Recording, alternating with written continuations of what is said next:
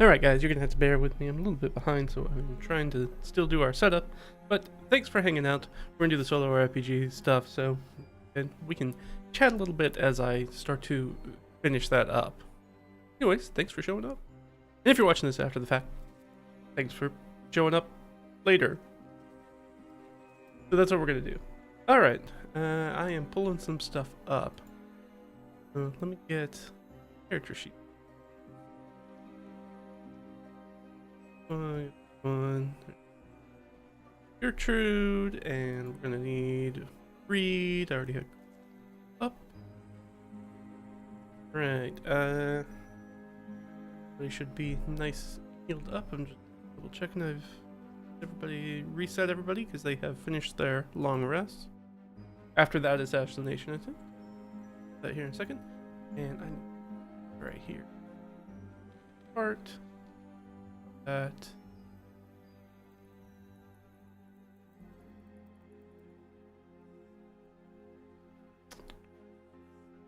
Hopefully things are going well for you guys. Me, just a little bit behind. Just my Friday was one of those kind of Fridays. Like, having time just kind of slipped through my fingers like sand. So much I haven't even made my coffee yet. I had any coffee today. So we're gonna have to rectify that. But I'm also trying to get it up. Alright. We got session 6. We're gonna go back and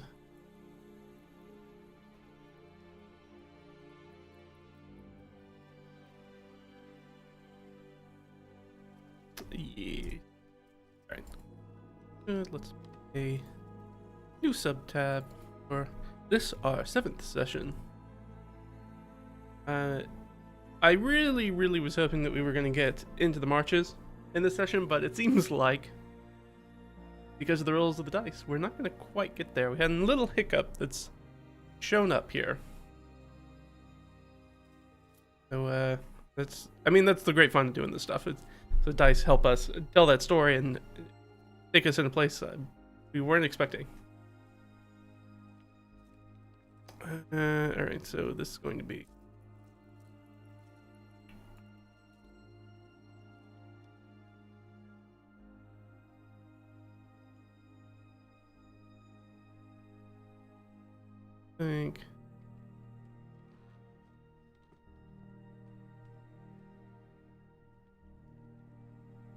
oh, yeah, there we go.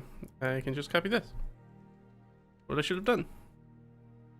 There we go. That needs to be updated because this is going to be Spring Weather 33.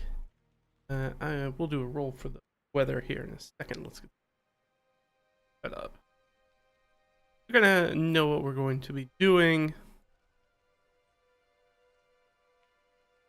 We'll do a quick recap.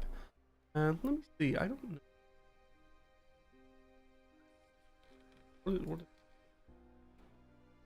Oh, it is going to show you the right thing. Okay. I didn't know if it was going to show you the right window or not. But it was going to show you the music window. We don't need to see the music window. Alright, perfect. So that is going to show the right thing. Oosh. Alright. Alright, so that was... Let's do a little recap real quick. So, Spring Weather 32, they wake up, break camp, and they move on to Swamp Moss Priory. We remember in the previous session we didn't quite get there. We ran out of time and energy to get there, primarily time. You don't really want to travel through places you don't know in the dark. Seems like a real bad idea. Great way to hurt yourself or get yourself into some trouble. So, they moved on in the morning. They got right there. Right, we had Cristoff and the Order of the Ghost Hawk Guard get into a disagreement about Reed's status. There was a lot of kind of political aspect about that and about sort of Reed's rank now as a noble rather than a it's weird to say commoner, but yeah, commoner, which is what he was.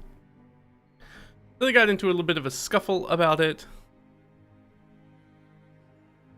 but the group pushed their way into the priory anyways because Cristoff kind of pulled the guard away, and then they got immediately surrounded when that guard that that Cristoff was roughing up called for some backup. A prior class shows up. We discussed things with prior class in his office. That, hey, if we want to use the Rooklyn Ferry, he told us what the Rooklyn Ferry was, which is something we didn't know. Now we do know it. Our characters do know that. I mean, I knew that because I made the location, but they didn't know that. And that they would need some sort of live flesh tribute for the Rooklyn Ferry. They could try to capture an animal. They could kidnap someone or an animal. They could sacrifice one of their 2 donkeys. They could buy some pigs or some other animals from the nearby village to the southeast, which is not the greatest idea. Or we could try to go to that village in the southeast and try to hire a boat to cross the Green Lake instead of use the Rooklyn Ferry. They said the best course of action after some back and forth was to go southwest to that village, hire a boat, and buy a small rowboat, canoe, coracle, whatever. That will be useful for them that they can use in the swamps. But they need a larger boat because they need a boat that's large enough to carry both their donkeys. Because when it came down to it, the likelihood that we were going to not be able to take our donkeys using the Rooklyn Ferry, using this gigantic crow, because they wouldn't deal with that very well. For obvious reasons, it's a massive predator. We're like, well, we're definitely going to need those animals, so we can't really sacrifice them. It's like we could, once we get to White Birch Inn, maybe buy more, but we don't know what quality they'll be and things like that, and there's certainly going to be a very high markup. And while we do have money, we don't want to frivolously spend it if we don't have to, because it's got to last us for a while before we start making any money. So they make some decisions. The big issue is that Lady Unvera, who is the lord in charge, or lady in charge of that village to the southeast. It's southeast, it's not southwest. Right? I haven't pulled up the map yet. That's how behind we are. So we'll do that. That is a good... I'm going to throw you over to that file. Here's our mappy map. Bring me the mappy map. Me the mappy map. Mappy map. Alright, well, it's not going to be there. River apart. Go. Yes. Yes, excellent. It's all falling into. Yeah, it's to the southeast. I'm not crazy. I knew exactly what I was talking about for once. So. Over. So, as we're looking here, there's the Green Lake area. There's Laka. And we're in Swamp Moss, the Priory right here. And I don't think I made this very clear, I think, in the last session. I think it was clear to me, so I didn't think about talking about it for you guys, even though some of you were around when I built some of this stuff. Is that this priory is not like a standard monastery. This is a priory in a different sense. This is a priory of a fighting order. So this is like a Templars kind of base. It's the Order of the Ghost Hawk. So they're slightly different. So that's why there were a bunch of guards, which normally there wouldn't be. It's something like an abbey or a priory.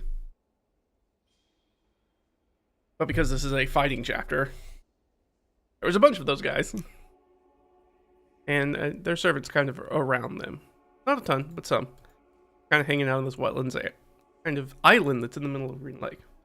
I was going to use screen zoom, but we can really just zoom in.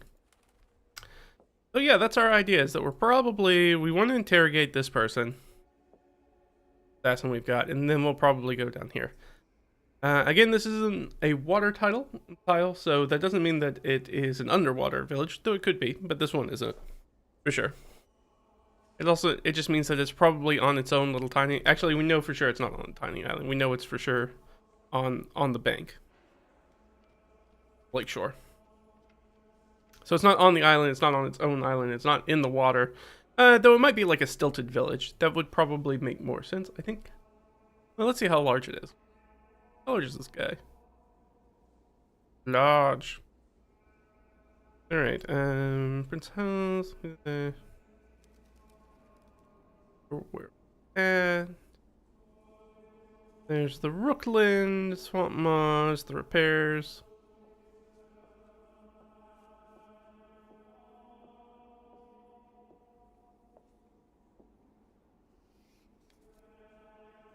Yeah, Mudbank Village. There we go.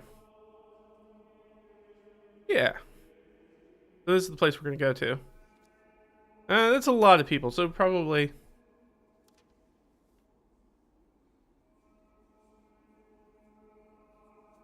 So it could be a stilt village, but probably not with a population quite like that, because that would be a ton. But maybe some of it is. We'll go ahead, and the village sits along the shoreline. Oh, help you? Shoreline of the Blackoo.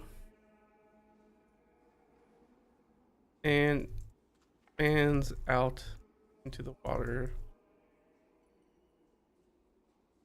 Tilted huts.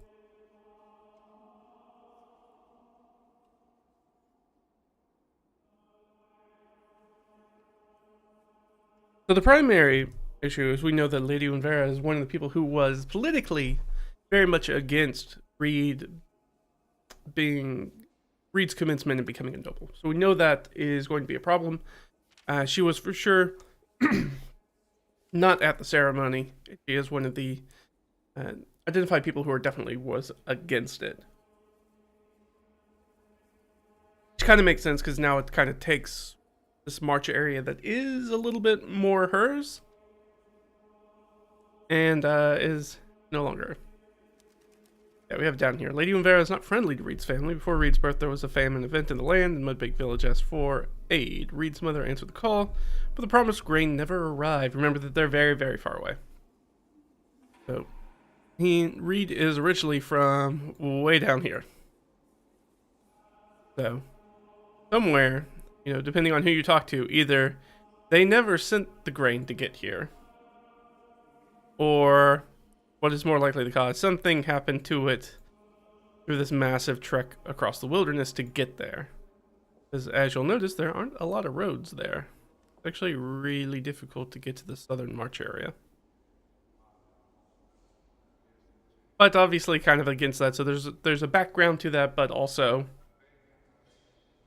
it will set up a point where Reed's family both is a major player on the southern part and now the northern fringe of the principality, which surprisingly that's a big power grab. Not a ton of people are super happy about it.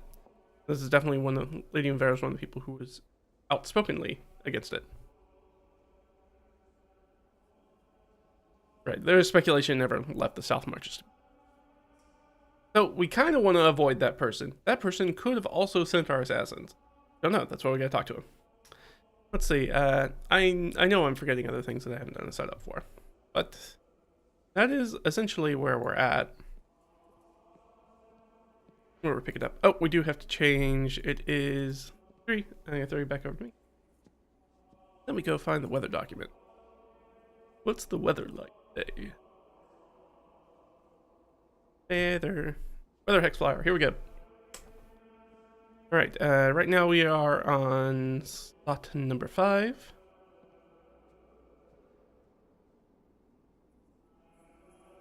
Where are you guys back over? There. For that, we're gonna throw you back over, and let's get a D8. We're on 5 right now, and we rolled a 2, which means we're gonna move 1 to the right. So we're gonna move to number 6.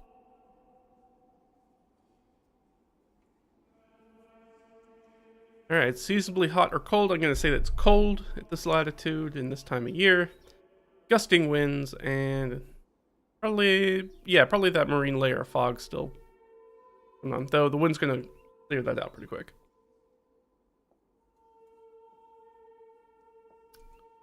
We're going to have 06.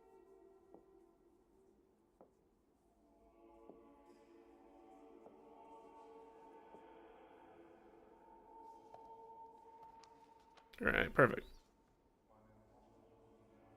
See, is there anything else? We did that. We talked about that. Oh, right. We kind of stopped in the middle of what we're talking about. So the group decided the best course would be to do that. The group stays at the Priory overnight. During Cristoff's watch, something happens. We rolled for a random encounter. Ended up getting one. So he chases after a shadow fleeing through the Priory. Shadow, not like the D&D monster, as in like some sort of shape that he saw. And we did a little skill challenge, which we immediately failed, and failed a lot. Guard interference wrapped up by the guard, and we determined that that was in fact the guard that he had already had the dispute with. And there was a second assassin coming from the other way, who approached the room with Gertrude and Reed. Fortunately, Reed had given the horn of silent alarm to Cristoff because he thought Cristoff would be able to call them if he found anything or if they needed to run. Unfortunately, they were the ones that needed to call for Cristoff's help. So there was Gertrude and Reed, and they did not do a great job. Those stat blocks for those monsters are real tough. When, if you're within 5 feet of them, you gain vulnerability to their dagger attacks, to piercing damage. That's really tough. For especially Reed, who has 7 hit points as his sort of 0 level character. And Cristoff is far on the other side of the Priory at this point. Night blades are going. But got subdued by prior class at the door, that one that was escaping. The other one fled when he only had 2 hit points and made it out. But did stab Reed very good, and Reed did go down to 0 hit points. But a clutch heal, Gertrude's one heal that she has, a clutch heal from Gertrude, using Healing Word, topped him back up, all the way back up to full. She did almost max, I think, with it. Got him back up to full, and they were able to, then they double critted, the assassin. The assassin ran away with his barely any hit points left. Or maybe it was just this guy with his 1 hit point.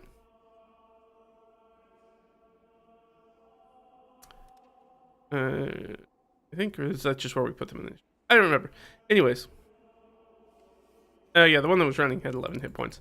So that's the guy that got caught. This guy who was fleeing in the other direction made it away, and he only had 2 hit points left. He was definitely going to die. Unfortunately, they have a speed of 40, so they are faster than everybody else. But the rest of the night passes without issue. And we're picking right up this. Oh, we also assigned our final ability score. Finally got our last die roll for ability, which I believe we got for con, right? Or was it intelligent? No, it was con. I think. Sure, it's gone. Why not? I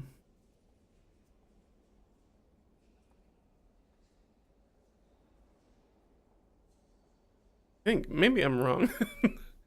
I don't remember what it was. I think it was gone. I think we're still.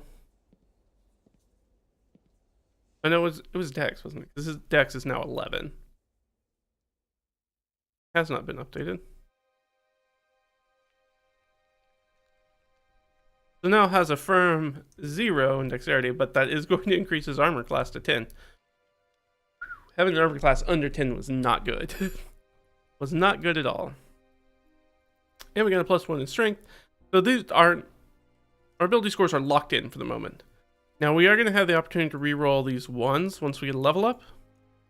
Oh, like I said, we're not getting that level up until we get him into the Northern Marches, which now that might take longer than we had expected. So that's fun. But I'm going to stick to it because I did think that that was a good goal. And just because there's a hiccup along the way doesn't mean that we're going to change that plan. We still have basically 3 more sessions where we're adding his 3 background ability score points. That we can add to stuff, which is nice because we have a few odds in here. We have some odds where we won't be re-rolling anything. So we're probably going to drop 1 in wisdom here. Make that wisdom a 16. We'll probably drop 1 in con. And then it would be smart to probably drop 1 in dex, but we know that dex is going to get, both dex and strength are going to get a reroll, so they're probably going to be a little bit higher, hopefully. I don't know where we'll put that 3rd one. Probably in dex. Now, does that mean that we put him in dex, con, and wiz, and those are the most useful places to put ability score points in D&D 5e 2024, 5.5, whatever you want to call it? Yes. Yes, we are. It is a game, and we are going to play the game. So that is probably where we'll end up putting them, because it'll be a while before we have any sort of ability score increase. because we are still very much in the prologue of this game. All right, but I think that is everything. So let's jump back down here. So since that is everything, we're gonna jump forward. I think probably directly into interrogating this captured assassin. That's probably gonna be interior. Priory, Swamp Moss Priory.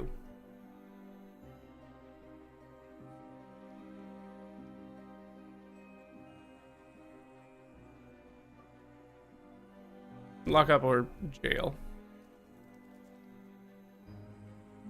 And then so this, by the way, has now all changed. Our travel route has wildly different now, because now we're not going to go to Rooklands, because it doesn't make sense for us to go there. So we're going to turn around and go to the village, to the Muddy Bank village. So, but before we do that, we got to do this little interrogation scene. And before we jump headlong into that, I know it's super early. I'm going to take a short break. Like I said, I haven't made my coffee yet. So I'm going to go make some coffee. And then we'll jump back directly into this guy right here. Into the scene right here.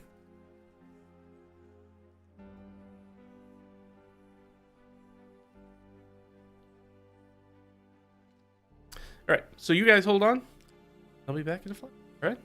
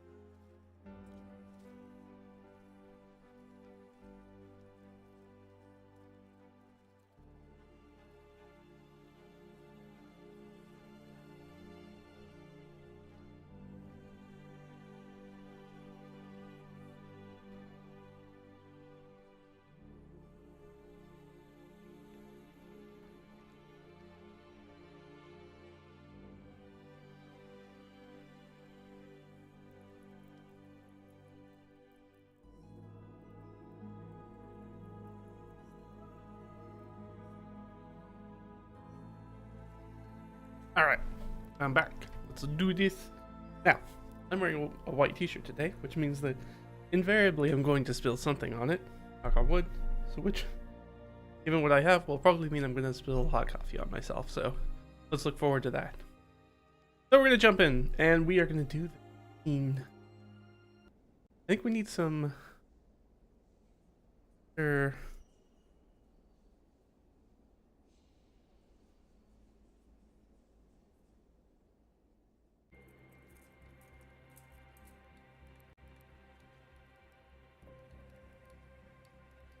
Alright, so morning comes, there is a quiet breakfast, mainly because this is a religious order and they tend to have very quiet breakfasts anyways in the refectory, but more importantly, as we move into it proper, that's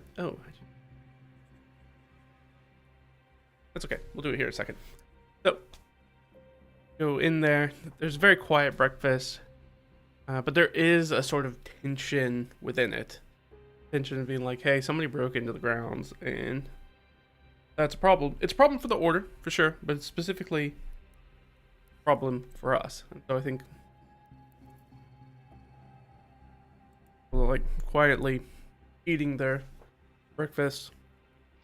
I think Reed's a little unsure, like he doesn't really know. He hasn't really done something like this before, so he doesn't really know what to do. We can get a sense for Gertrude. I don't know something that Gertrude... Is this something... We'll just roll an Oracle die. Is this something that Gertrude has any sort of experience with? I kind of want to say probably not, so I'm going to say -3 to roll. But she might academically know some of the stuff. Okay, so no, she doesn't. In fact, it's no... And that's a -3, so it technically makes it a 1, so I'm going to say it's no and at this point. So it's no and she does not want to take part of it. She thinks, which makes sense, being part of the Druidic order, she probably thinks that Druidic as in a religious order and not as in the D&D class room. She is not. That it's wrong, probably. And she might also know. Does she know stuff about this? I guess that's more of an intelligence check. She's trained in history, I believe, which is what I would consider investigation and history. So I think either one of those be about like, what does she know about stuff like that? She has +5, 9. So probably not. We'll roll the DC anyways, but I highlight nope. No way. All right, so she doesn't really know anything, because I was like, oh, well, maybe she knows, like, information that comes from things like torture or interrogation tend to not always be great, and might be lying to you. She doesn't really have that background, though. I think Reed's a little Cristoff, I feel like, has probably done these sorts of things before, as a well-worn soldier and kind of veteran warrior. Or certainly been around it. I think Crystal. Yo, Grace, will. I can lead the interrogation if you want. I think that's probably best. I think you're the one who has the experience. Gertrude has made her wishes known, and I'm not going to force her to take part in it. I question if even I should be in the room. Does that just give them another opportunity to do something to me? Could be, Lordship, but if you trust me to handle this, whatever, I can take care of it. But if you want to, I understand if you want to hear the information straight from the horse's mouth, and all the grisly details, and that's something you're interested in. Is Reed interested in that? I don't think. Reed's kind of always been, thus far, has given us some mostly relatively soft boy energy, even though he did almost kill a man a few hours ago in the night. So, yeah, no, this seems like maybe, just like a straight, maybe it's just a straight charisma roll. I think I'm gonna do like a roll under for him. So he has a 16 charisma right now. So we're gonna roll. If I roll 17 or higher, that answer is gonna be no. He's gonna stay away from it. If it's 16 or lower, I think that he's going to be like, this is a thing that I unfortunately need to get used to doing due to my new position. So he agrees that he needs to be in that room. Even though he doesn't really want to, I don't think we're gonna need the other Hexfire. Even though he doesn't want to be in that room, he's like, I feel like I need to be in that. I need to be in that room. I need to get the information, get the clarifications. They might, I don't know, maybe they'll say something that I know. I spent a lot of time at court growing up, so maybe maybe it'll trigger something. Maybe at least a name that I know that we can ask questions about, or right.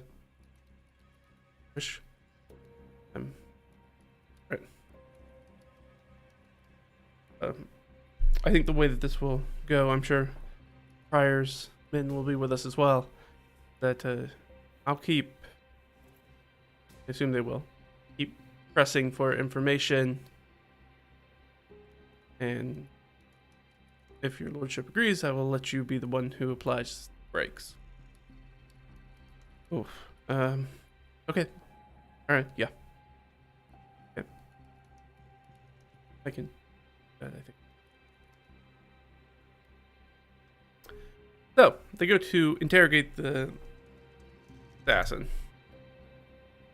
The assassin's held in like a small room. Usually like the lockups like these are like under the stairs. We talked about this back in our market. So if you wanted to market stream, so if you wanted to see the stream from earlier in the week, we talked about these. So there's a little lockup under one of the stairways. They're used for like storage and stuff like that, but you can also throw a person in there and lock them in there. That is what they've done. So I think that we are going to have Reed. We're going to have Cristoff. Let's see, does Prior class show up? I don't think he will, so I'm going to say -3 because I think he's a pretty important guy. I don't think that this is a low-level assassination threat is kind of beneath him, I feel like. We'll see. Yeah, so he doesn't show up, but there are representatives of him. I think there's probably 2 Moosehawk. I guess we'll say warriors.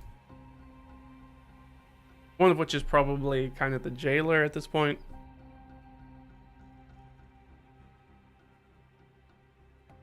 So we're gonna have some questions. They're gonna open up the door, and let's get an insight read on this guy, assassin, as we go in through the door. We're just gonna do a cold read on him, insight. So first off, I don't think it's trained in insight, no. But read is. So he's not gonna get any help action or anything like that. But if he gets a good read. If Reed gets a good read. Alright, so we get +4 to that. So a 13. So maybe. Unfortunately, that's a 15. So Reed is trying to scrutinize this person, but they seem having a tough time. This assassin captured. They know things are going really badly for them. They got a bit of a stiff upper lip. They kind of know where this is going to fall. Their cards are going to fall probably. So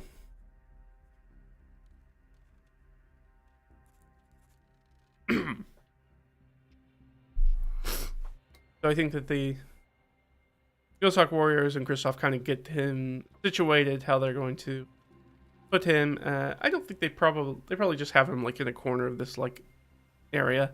I assume he's got like fetters and like manacles and stuff on or something like that, tied up in some way, form or fashion. I would say probably with actual fetters and maybe manacles. Like, they really don't want this guy running away, and they would maybe have these kind of things in a fighting order. And we'll pull up the Nightblade stat block just in case we need it. Just in case we need it. I guess I could have made maybe like a deception check for him, but that's okay.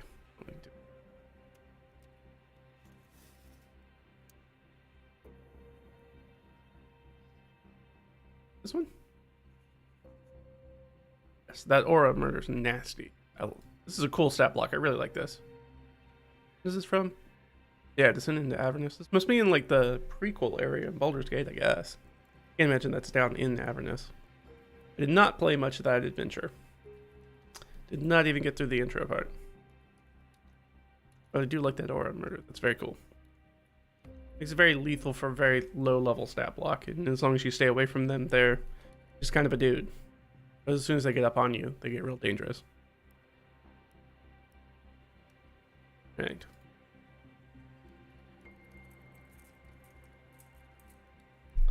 They kind of go through the general preamble. I think we all think when it comes to interrogation. Right? You know how this goes. We can do it the easy way or the hard way. We all like to do it the easy way. We got things to do, and I'm sure you want to keep fact. Depending on what you say, what kind of information you give. Our boys here, the Ghost Hawks, and nods to the two other warriors. They might decide to let you go, or maybe a less severe punishment than maybe what you're due. And let's be honest, nobody's coming to get you, so keep that in mind. So obviously that's going to be an intimidation check from Cristoff, which he's not trained in. He has a +1 charisma. But I think given the situation, I'm going to give him advantage. This is he has a lot of leverage.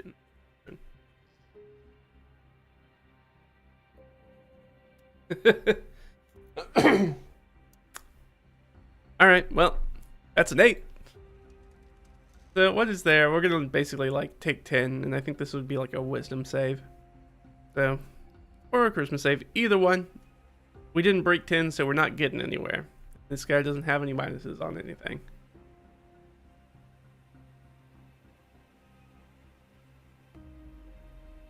Whatever you say, old man.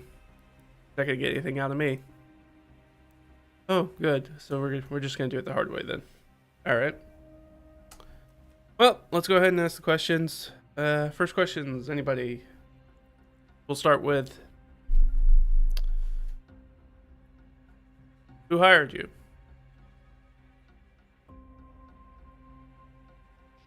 We'll put some questions in here. Who hired you?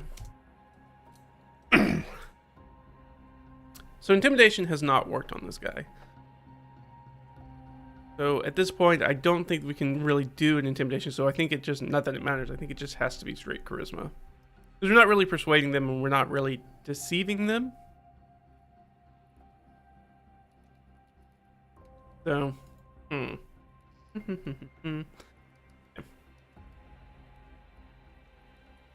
And yeah, I mean, we're not getting anywhere without at least a 10. So it's just kind of a straight roll. Okay. But I don't think he's going to spill the beans. I think it's maybe that's an oracle roll. Does he even know like directly who hired him? I feel like this is like an intermediate process where you hire a fixer or somebody like that, somebody who has ties to an underground world, and they contract for somebody for you. You don't, because as a noble or whoever might be behind this, you don't really want to have a direct connection, and you don't want your hands dirty. You want to get your hands caught in the cookie jar. So I think that's the situation.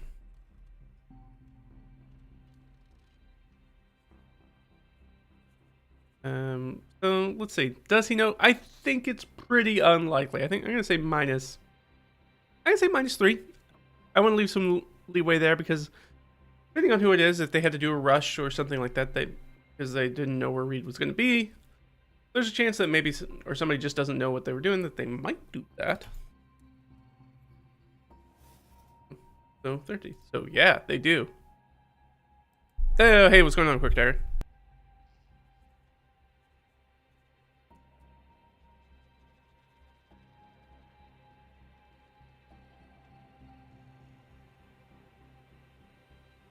Rose, I assume that's what you mean by what are we using for this? Or if you're talking about the map, that is a web app that's called hextml.playist.net. Go check it out for free. Very nice one. All right, so this guy does know. Does he straight up tell them? I think that's highly unlikely. No, he doesn't straight up tell them. But there must be some sort of wrinkle there.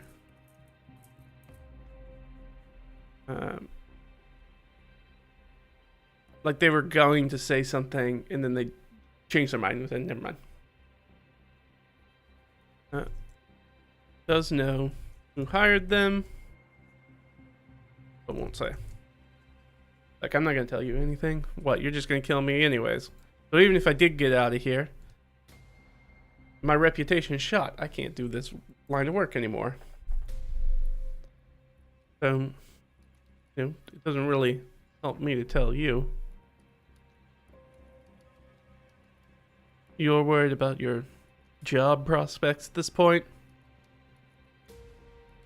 Interesting.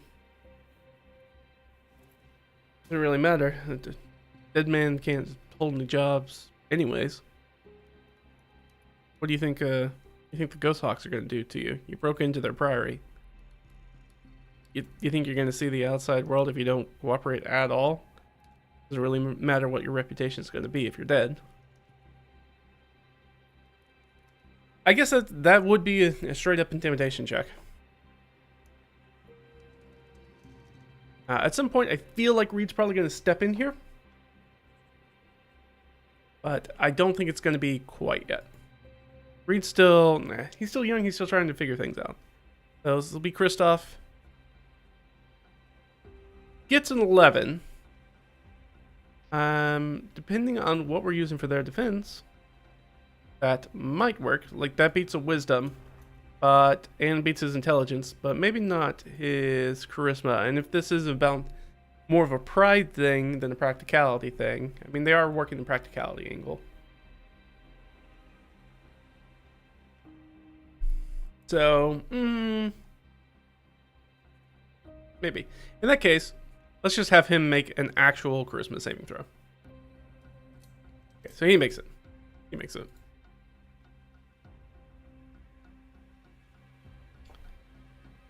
At which point, I think Cristoff's probably going to punch this guy.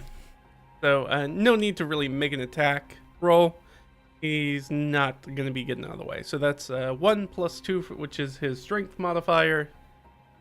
I am looking at... I guess I should show you guys the full screen instead of just the workspace. So he's going to deal 3 points of damage to this. This guy has, what, like 11 hit points? Yeah. So he got a full rest, so he is back to full as well. Because everybody got a full rest. Alright,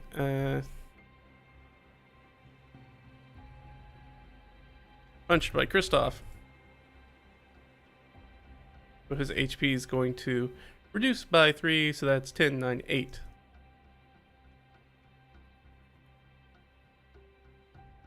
Let's see. I'm going to give our boy Reed a charisma saving throw. Oof, no, he fails. So yeah, absolutely flinches when that guy gets hit. Yeah, that's tough. So he shows a little bit of like, man, his weakness there. Oh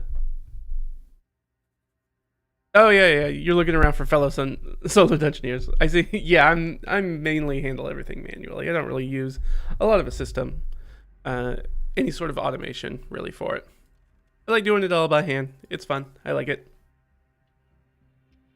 Yeah, I can show you guys the screen. Because even the sheets that I'm using for the characters, I'm not even using something like D&D Beyond, an actual just PDF sheets, because I prefer that to D&D Beyond for multiple reasons. But hey, thanks for jumping in and watching. It's cool that you do your own. Are you posting any of that online, or is that just a fun thing you do on the side? So I might have to go check it out. Alright, so this guy gets punched. And we're going to have Reed flinches.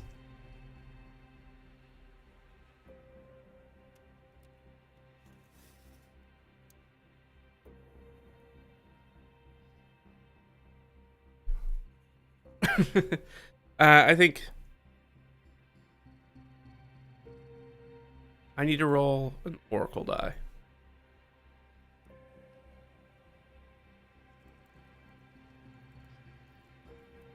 So he is not in his best state of mind. Gotcha. So this assassin kind of chuckles a little bit and like he's going to regard Reed.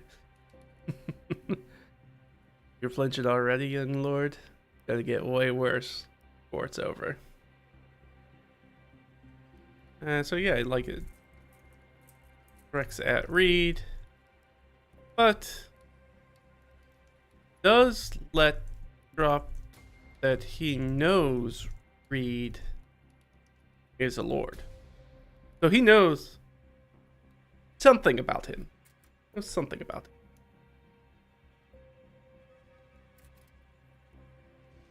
That's very interesting.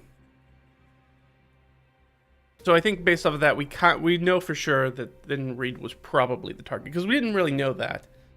It was likely since they seemed to be focusing the one guy seemed to be focusing his attacks on Reed and not Gertrude.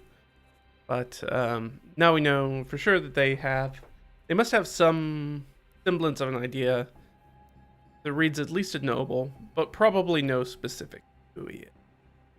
Not great.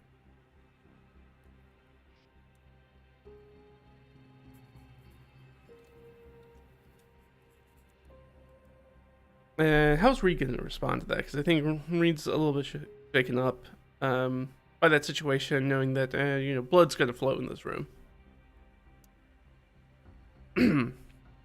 He's going to try to compose himself, and I think he's going to try to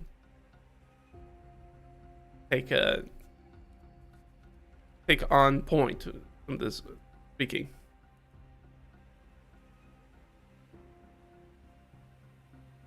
Again, he's not really trained in perception. His only training is in persuasion. So we kind of took a logical approach to this. So now maybe we'll make a little bit more of an emotional appeal. Yes. I understand the situation, sir. I understand it quite well. And it does take a very, very brave man to attack a sleeping child in the night. So he's going to cow him a little bit. So I think that's... I don't know if that's... I think that might just be... He's not really trying to intimidate him, but he is going to... Essentially, he is trying to provoke a reaction out of him. So I think that that's not really persuasion. I think that is... I think it's just going to be a basic charisma roll against his wisdom, I think. Gosh, the dice are killing me. All right, but he's gonna fail. Okay, so that does not work, and he just kind of laughs it off. Yeah. Look, pays good. Doesn't really matter the stature of the person. Little halfer. Ugh. Okay. So that's the situation. Not like you're gonna get any taller. Oh, you made your own app for solo hex crawling, built in with Mythic and the oracles and tons. Oh, but it's Osric focused. Yeah. I've used some of the Mythic little apps before. Those are fun. Do the rolling for you. I'm not using Mythic specifically. I think I've got videos where I talk about my thoughts about Mythic and some other Oracle. You were using Fantasy Grounds, but you built your own. You can use pen and paper, but let the app keep track of everything, especially the clocks. Oh yeah. So you're doing like clock systems and stuff, and like Blades in the Dark. And cool. Yeah, that sounds fun. Nice.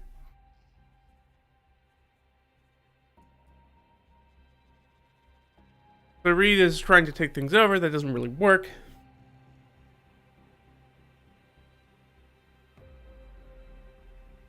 So he's going to change tactics a little bit, and he's going to ask,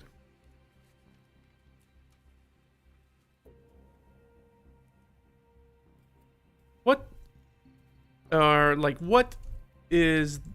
do you think is the best outcome? The best outcome for you here.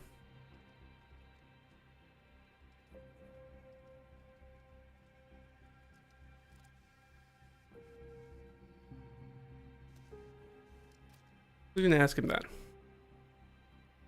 Does that catch this guy off guard? We tried a little stick, he's gonna try a little carrot. The answer is yes. It does keep him a little off guard.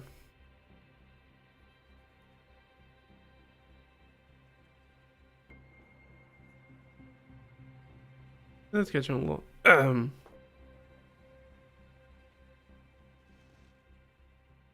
Well, obviously, I want to gather my things, make my way out of here, and let bygones be bygones. Now,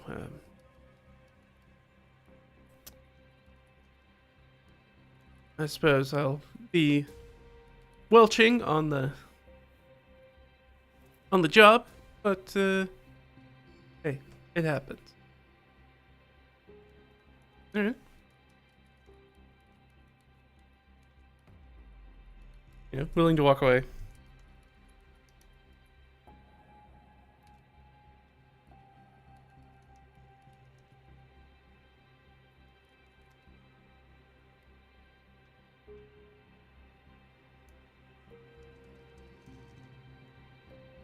So willing to walk away, let bygones be, and welch on the job. I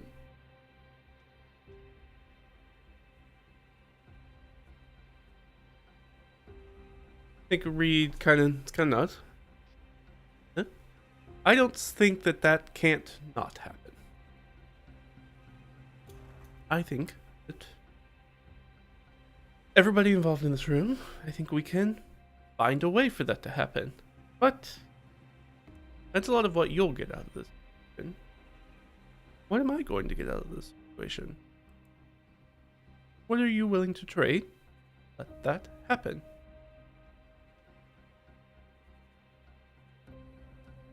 Another persuasion check as we dig a little bit deeper. I don't know. Do I want to roll?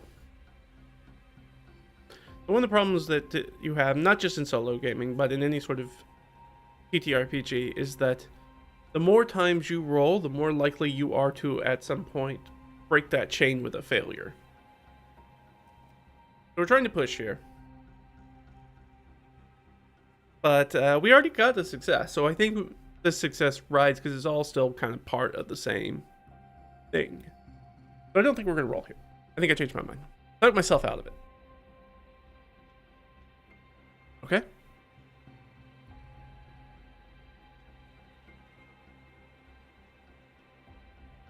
So, I guess their side of the deal, or they offer. What are they going to offer? I don't have a good idea of what this might be, so what I'm going to do is I am going to open the thing that I forgot to open up. And the one that we've been using lately for these sorts of things is we've been using the Shadow Dark prompts. Yeah, yes, obviously you're not using Mythic because of copyright, but Mythic is fine. Yeah, there's a lot that kind of use that chaos factor in the chart, yeah.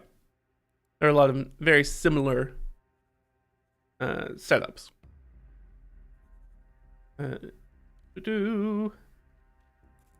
Like Iron Sworn, even the Iron Sworn system is relatively close to that way it's set up. Go ahead and give you guys the full screen. That way we can look at the prompts together. Alright, so we need 2 D100s. 1, 2, 3, 4. 3457. Forbid. Failure. I'm going to forbid failure.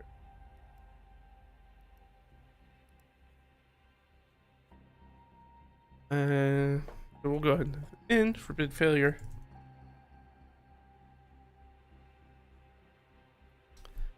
So they offer to forbid failure. What does they think that mean?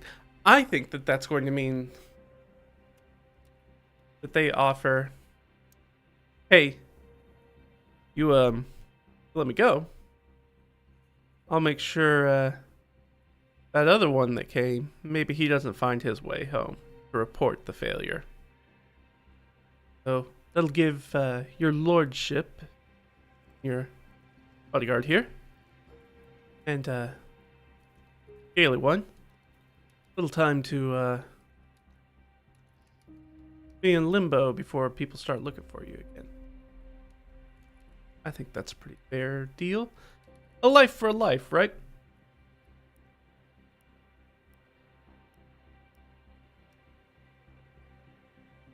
It would kill the other assassin. They can't report assassination failure. It's a pretty good, like, I think that's about as good as you can offer. Just be like, hey, so instead of killing you, I'll kill the guy who's gonna tell the person, boss, that we failed. Oh, keep my money, you keep your life, and you'll have a few days of limbo once they realize that nobody's coming back and that things went sour.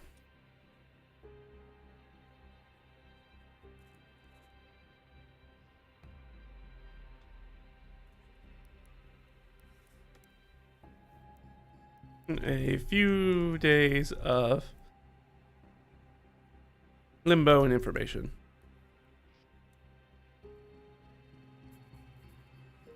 And I think everybody in the room is able to pick up a very important key piece of information out of that statement. Is they talked about days of limbo. So they're starting to immediately think about, like, okay, the location of the place where they need to go to. So this is not somebody who's immediately close by, which is good. It means it's unlikely to be Lady Unvera. Or this might be this, because we know that they know that they know who hired them. So there's probably not an intermediary. That means that somebody is days away. Let's see who's going to pick up on that. So it's just going to be whoever rolls the highest, and I think that this seems like an insight check. I would take perception, though, either one. The people who are in the room. So Cristoff gets a +3 to that, and then Reed has a +4. We'll go Reed first, Cristoff second. So Reed's the one who does pick up on that. Reed's a pretty reasonable person. He has a good charisma, or good wisdom. He also has good charisma. He has good wisdom, even though he is a 0 level character. So I think he picks up on that. And he's going to subtly try to get more information out of that by trying to ask exactly how many days.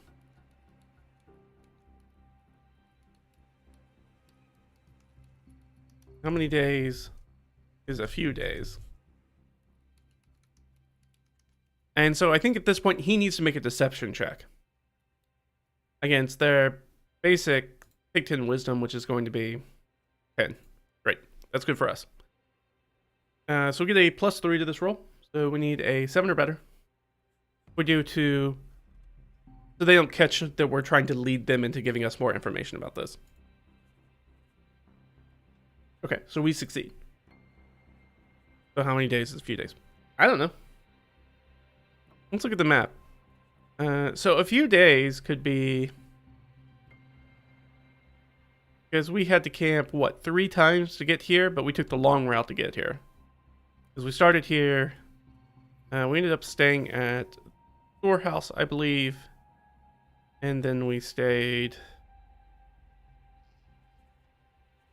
here the next day, and then I think we made it all the way to here, right? We really cooked, I think, or did we sleep here? I can't remember. No, because I think we took the ferry like right at the end of the night. We really kind of bedded down there. So, you know, a few days could be pretty far away. A few days of travel could get us anywhere in some of these big hexes down here. realize my fat head's in the way. Any of these hexes down here could be within 3 days. So we have some areas that they could be in. So it gives us a pretty wide map. We're still also assuming that this person was hired by somebody within the Fürstentum, within Prince Hell's lands. But we are also right on the border of those lands, so it could be somebody from the Little Kingdoms, or it could be somebody from here. Now, it would be a little weird for it to be one of them, but doesn't mean it couldn't be. So it does give us some days. So he's going to give us a day. He's going to give us some amount of days. So we said days plural. That was me saying it. I said days plural, so it can't be one. But I don't think it can be like a full week. So I'm thinking like 2d4 days is what he's going to tell us. But he might want to say something more. So let's say, yeah, he doesn't know. So who knows if he's being honest or not. But let's say 2d4 days. Okay, so 7 days. We said not a week. That's actually more than a week in the in-universe calendar, but that's fine. Oh, how many days? I reckon you could get be 7 days probably before anything starts moving again. Nice little break.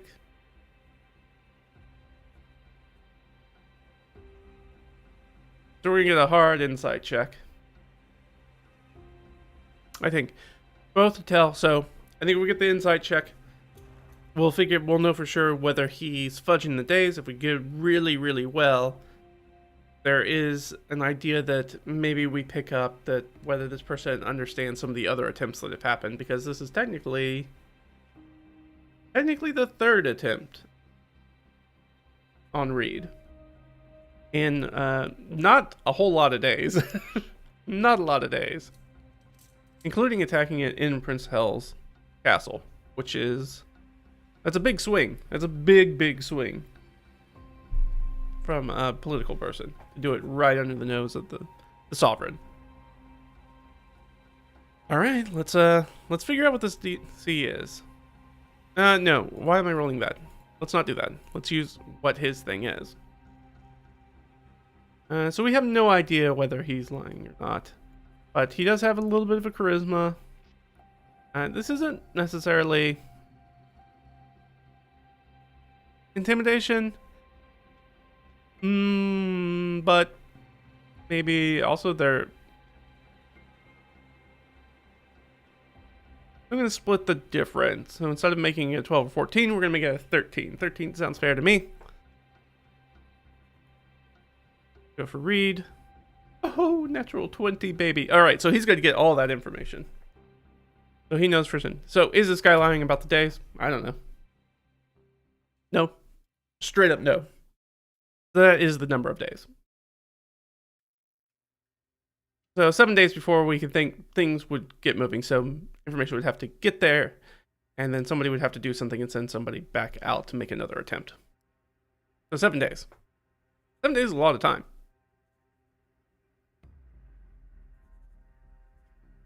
And we know that we're going to have high confidence in this number.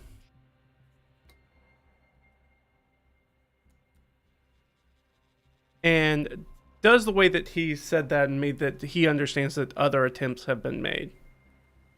I think that's likely. Yes. Okay. The answer to that is yes.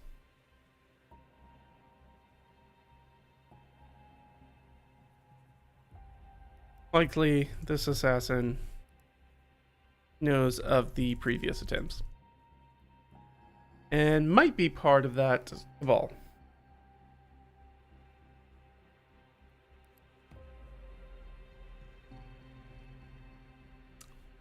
Oh, well, 7 days. You make a compelling argument. But I don't think that that's going to be everything. Simply I cannot trust you at your word that you're going to do the things that you say you're going to do. But what am I to do? And don't answer. I want you to think about it. Well, while you think about it, maybe we should have a look on the articles upon your person. He kind of nods to Cristoff, and Cristoff will go over with the other two Ghost Hawks, and I think they probably pulled some of the stuff off of him, like his weapons and stuff like that, his dagger and things. So they have those. They kind of go and grab that. They probably have like a little box or basket or something with that stuff in it, and then I think Cristoff and one of the others is going to, one of the Ghost Hawk guys is going to kind of pat this guy fully down. See if there's any other stuff on this guy. They're probably going to strip him. They're probably going to be a strip check. And the other one will hand the basket over to Reed. Reed's going to look at the stuff that's in the basket. So we know for sure there's a dagger in there.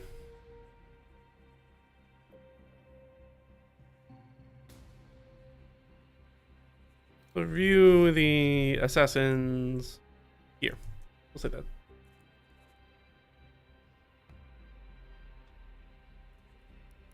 Doing that, we're gonna have a dagger. What other stuff is the person gonna have on them? Usually, when that question comes up, and I realized that I did not get it out. That was silly of me. You can tell that not super well. That I usually down here and pull out my Dungeon Master binder because I've got the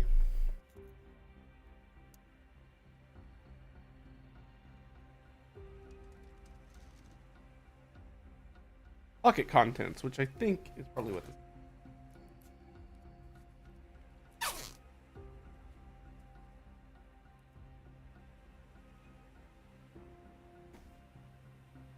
go, which is a little D66. Other stuff that might be on this guy. He'll probably have some like adventuring gear as well. Well, let's give him a few rolls. Let's give him like 2 rolls. 2 rolls sound good. 41 and 15. All right, so 41 is a flask, and 15 is a lens of some type. I guess it's probably like a spyglass, I would assume. I'm trying to think of what other lens he might have on it. I think that that's probably it. Even though it's a very high value item.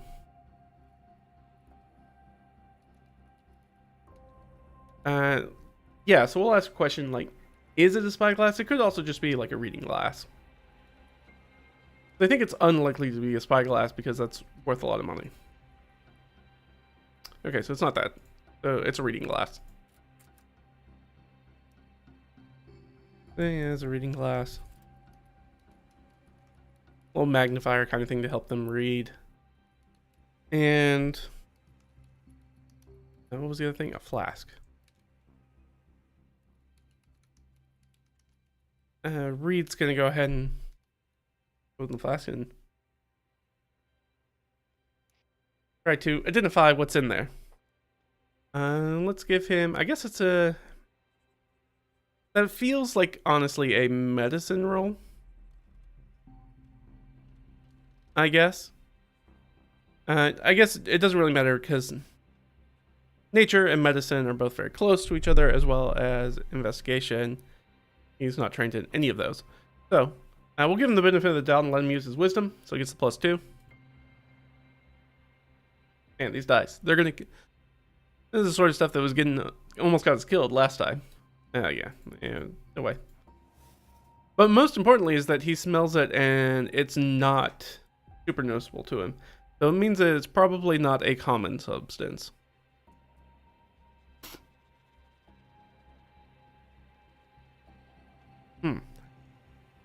This. Maybe I shouldn't taste it. He'll hand it off to the Ghost Hawk, the one guy who's not really doing anything, and he'll take a look at it. Oh, so he for sure is going to know what that is. So now we're just going to ask, like, is it... The main thing I want to know is, like, is it poison? And I think there's, like, a 50-50 chance it's poison or it's something else. Okay, so it's not poison. Is it something like a healing potion? Because I don't think Reed's had a healing potion before. He has one in his inventory, but I don't think he's ever actually taken it. Okay, so it's not that either. There's some sort of concoction. And since I don't know what it is, and let's roll on here. If it gives us anything interesting. Escape.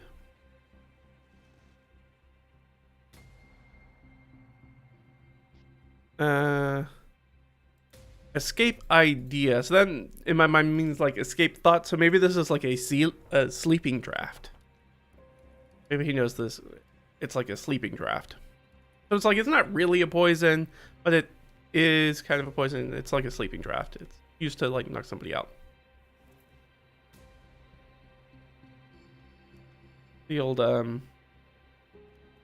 what's the stuff you put on cloth and put it over people's face to knock them out? And man, I can't believe I just, whatever the name of that thing is, just vacated my mind. But yeah, that, even though that's not how that works, it's fine. So it's a sleeping draft.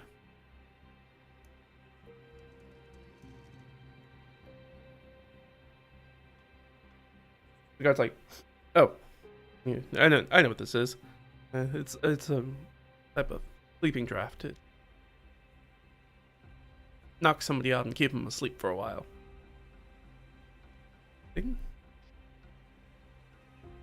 All right, we'll give them a nice investigation check. We'll give them advantage. There's two guys doing it. We're gonna roll very well. We'll let Cristoff lead on that. Not gonna help us anyway. So it is what it is on the die, which is a 16. And so let's find out the DC. Ooh, the DC is quite high, actually. Surprisingly high. They actually don't meet the DC, so they don't find anything on him. Is there anything to find? We don't know. They didn't pass the DC. So they search this guy and they don't find anything in the search of this person.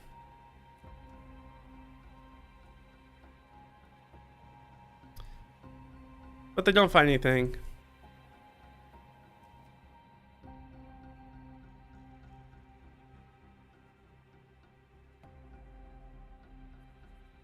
So Reed's gonna go back to him. All right. Well, since you obviously aren't going to tell us anything about your patron, understandably, what can you're willing to sell out your partner? What can you tell us about your partner? Maybe we find him instead.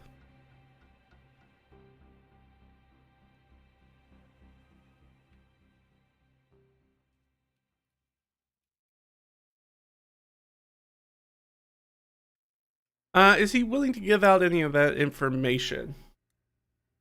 I think that's just a basic Oracle roll. I think it's kind of 50-50. I think he's willing to kill him, but maybe not tell you who he is. Okay, so he's like, you know I can't share that. If it gets out that I even share that information, my reputation's shot. It won't cooperate. I'm afraid you're putting me in a bit of a bind. I want to help you. I want to resolve this situation in a thing that's, if at all possible, mutually beneficial. But you are making it different by not giving us the information we need and not putting us in a place where we can be successful and we can help make you successful in the aims that you want to get here, which is to leave this place intact with your things. So, what am I to do? I suppose I should take something from you now. And as he does that, I think that Cristoff's going to make a move closer to him, as though that sounds like, oh, so now the torture thing happens. So I think that's going to be an intimidation roll. Again, I think, given the circumstances, he's going to have advantage on it. Hey, only need the +3 on it, so 13, which is going to be better than that guy's wisdom saving throw taking 10. So that guy's going to flinch a little bit. Does he change his tune? I think that's likely. Like, no. No, oh, good. So you're going to tell us the information we want? I can't do that. I can't. If I do that, I'm as good as dead anyways. See. Oh. Suppose I'll take this dagger then. And Reed takes the dagger and sets it aside for himself. And the only other thing that we have of your person are your clothes and this flask. So if you keep stalling us on the questions, I'll take some more things. Very quickly, you'll be out of things for me to take. And I think it is unfortunate that I will have to leave it to my comrades here to take pieces of you. No, I don't want to do that. I don't want to be around for it. And I don't think you want me to do that, or them to do that, actually. So, be wary. You have 2 more times you can use me. And at that point, we will have to make the things that are not yours, but you, and make them ours. Tread carefully. Alright, well. So we take the dagger.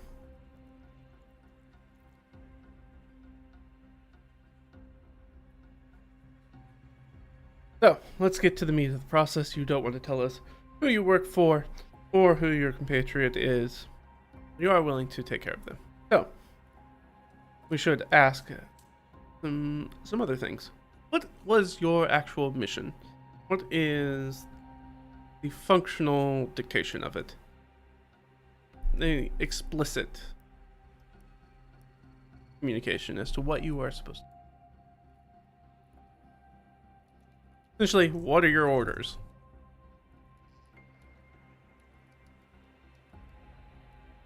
Explicit orders. Alright. Come on, Reed. Let's do a roll. Let's do a roll. Did I roll a 1 with him? Because I should have. He is a halfer. He's lucky. He should re-roll that. I don't. I rolled a 1 with him. I rolled a 2 earlier. Alright. All of this, because none of it. I mean, that is persuasion. He is making a deal. I think I like that better than intimidation in this instance. That he has set up some expectations. Hey, you don't want to answer. That's fine. I'm just telling you what's going to happen if you don't answer me. He's not necessarily trying to intimidate this guy. Ooh, yeah, that's going to do it. That's going to do it, because we get a +5 on top of that. So that's going to be a 23. It's an overwhelming success for this guy. More than doubles what his wisdom save would be. So, it succeeds. But is he even willing to give up that information? I think that is likely. I think it will. I don't think... I think everybody knows why he's here, but to know the explicit wording of why he's here. Yeah, so he's going to give it out. Alright. So, one of the things that we're wanting to find out with that is the sleeping draft meant to... Was that meant to, like, knock Reed out? And again, this is another kidnapping plot, which is what the original plot was. And then perhaps to ransom him. in some way, shape, or form, or used to intimidate him or something. So was this another kidnapping plot? That's what we're trying to figure out. Was like, we would like ideally for you to kidnap him, but also if he dies, he dies. And I think that that was likely the read, and we just want that. So he's going to tell us, is that the plan? I think that's almost guaranteed. So +5. Yeah. All right. So that was the plan. And he does tell us the plan. Kidnap the young Heifer.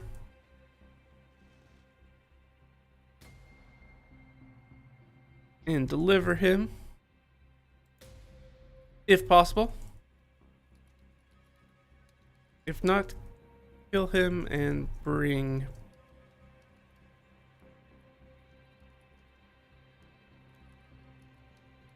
Did they dictate what specific item to bring? Because that could be a big clue for us. Because we have some very specific items on them, many of which we got during the commendation ceremony. I'm thinking of one specific item in general that he has, that he received. So did they dictate specifically what it is? I think that's likely. Natural 20. Yes. Not only did they do that, it's yes, and it's exactly what I think it is, I think. Let's jump over here. Let's go back to the commendation gifts. Which... See that under here? Port. Okay, no, I've moved everything into group inventory. So it's nothing in this group inventory. It's nothing that we stored at the storehouse. So it's got to be the thing. Hello. Right down here.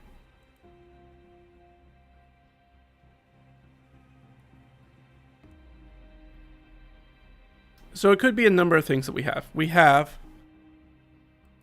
And let's just lay them out.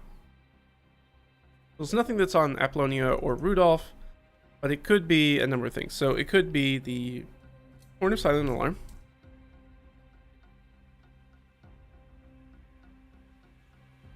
Could be his signet ring.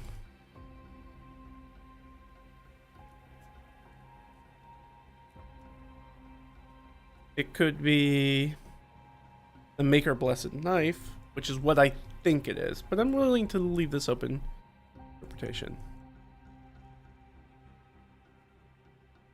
Or it could be his scroll of pedigree.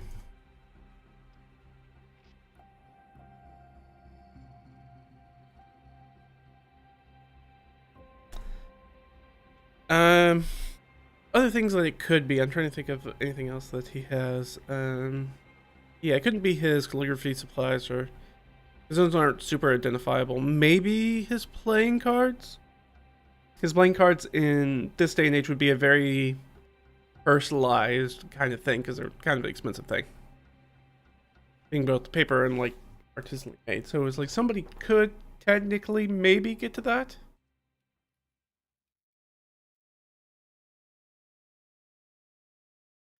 Playing card deck. It could be that.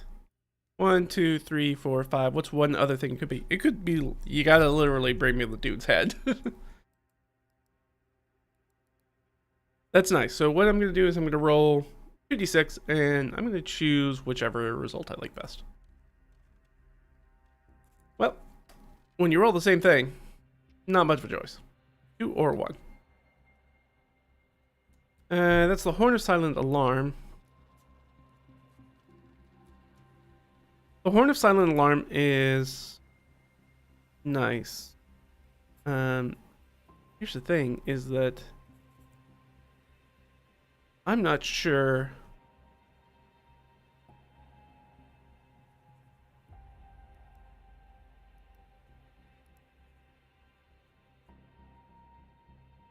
I'm not sure I have still written down who gave what. There were some other things, yeah, but those were on Cristoff. So it could be the Eyes of the Eagle or the Mythical Heart Bracelet.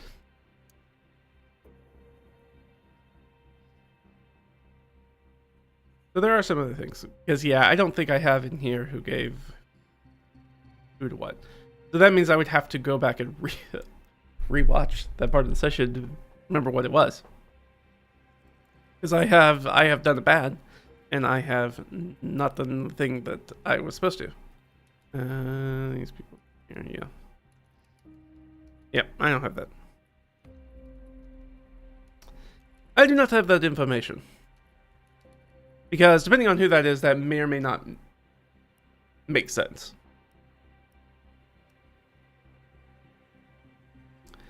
But for now, that'll be what it is. Now, it doesn't mean that the person who gave that, but then did know that they had it. And they would expect the Horn of Silent Alarm to be on read, but it wasn't on read. Because he had given it to Cristoff. Which might be the strange thing, which might be why the guy ran away from Cristoff who thought that Cristoff had it. Interesting. Anyways. Let's, that's a session. This is session 7. I forgot to change. There we go. So let's go. We're gonna add some space so that way you guys can do it. And I'm actually gonna makes it a little bit easier for you guys to go along. Okay. So what's the proof? Proof is the Horn of Silent Alarm.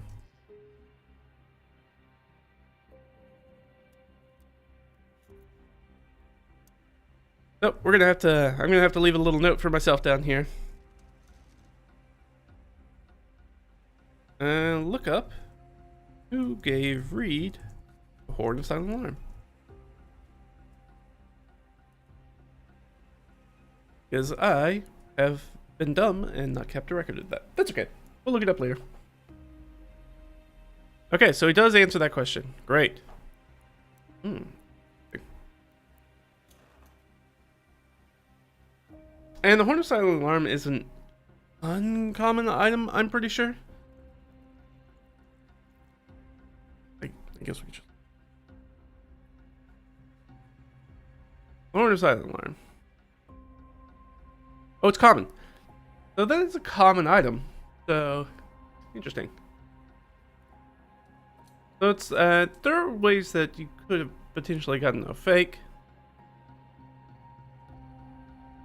Do we know that, though? Is that something somebody would know in universe? Unfortunately, maybe Lorekeeper Gertrudt. But probably not Reed or Cristoff. I don't think either one of them would be. I don't know. That does kind of seem like maybe it's a survival check, so it might be... You know what? I'm going to make this a survival check, but I'm going to make it an intelligence-based survival check rather than a wisdom-based one. So he gets the +2, but that's it.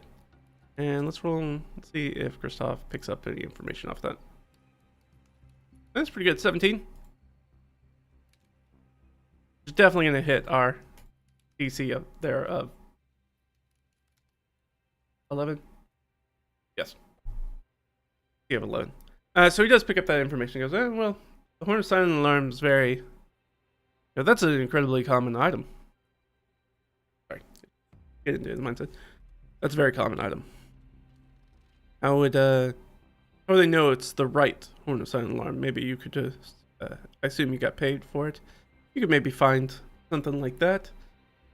Those magic items aren't impossible to find, and certainly less risk than breaking into Priory here and trying to kill somebody under guard. Yeah, I mean, does he have a good answer for that? Does he have an answer for that? He does.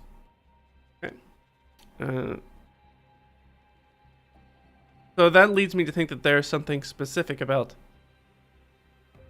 their Horn of Silent Alarm. So does it have some sort of specific symbol, or is it size or shape? Is there something distinct? There's got to be something distinct about it. What is the distinct thing? So let's roll on here. Let's roll on. Sorry, I said on here, and then you guys can't see what I'm looking at. Obviously, I'm looking back at the solo dark prompts. 20 and 83. Push. Push theft.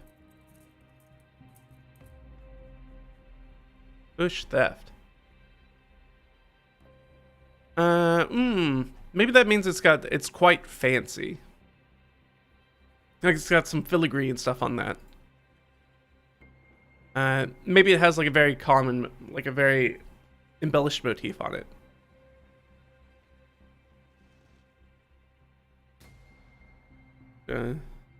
There's fancy embellishments. Make it unique.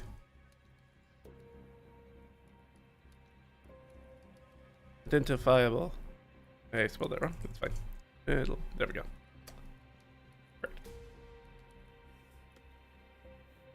So it's got some fancy embellishments on it. You can pick it out from a lot of other ones. It's got distinct, very, very common of that time period. Artisan's going to have their mark on it or something like that, but it's going to have some sort of fancy embellishment. I guess it's true. It could be just a maker's mark on it, but let's say it's the fancy embellishments. That make it stand out and being like, oh, this is a thing.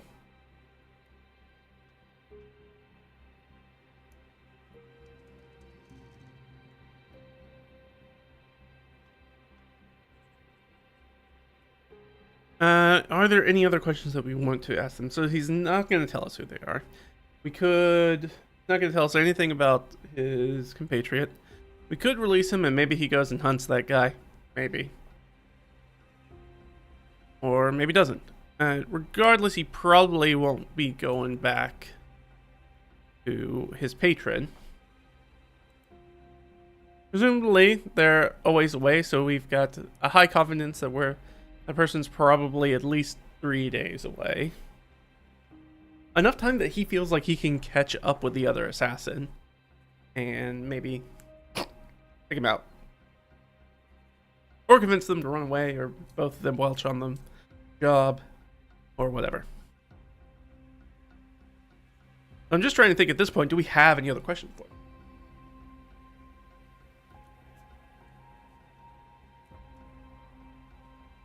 him? We can ask where you're supposed to meet up. I don't think he's going to tell us. We can ask. Yes. Where are you to meet your patron? I guess that makes sense as a line of questioning after what we just learned. Debold that.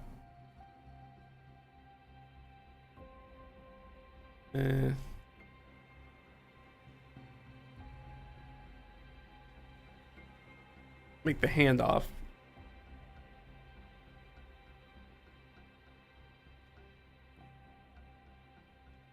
Where are you to meet your and make the handoff?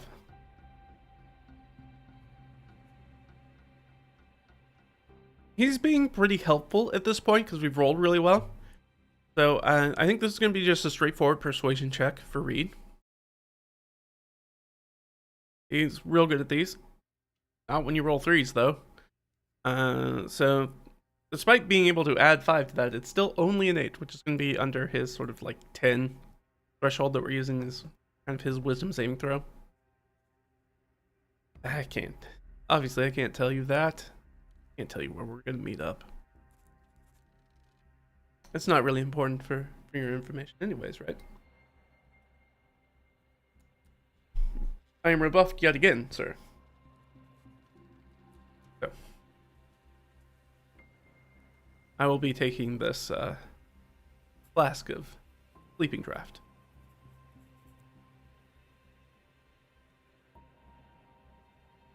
And Reed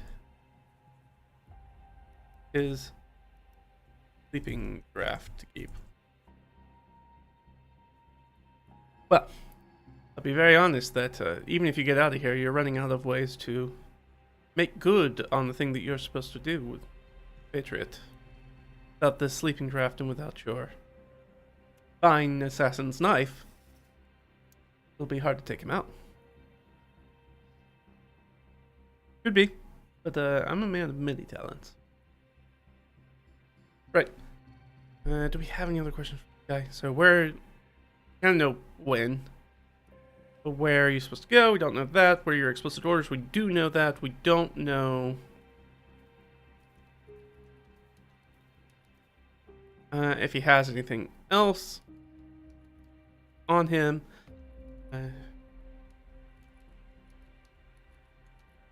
We know there's explicit orders. I can't imagine that the patron told him why they wanted to kidnap Reed.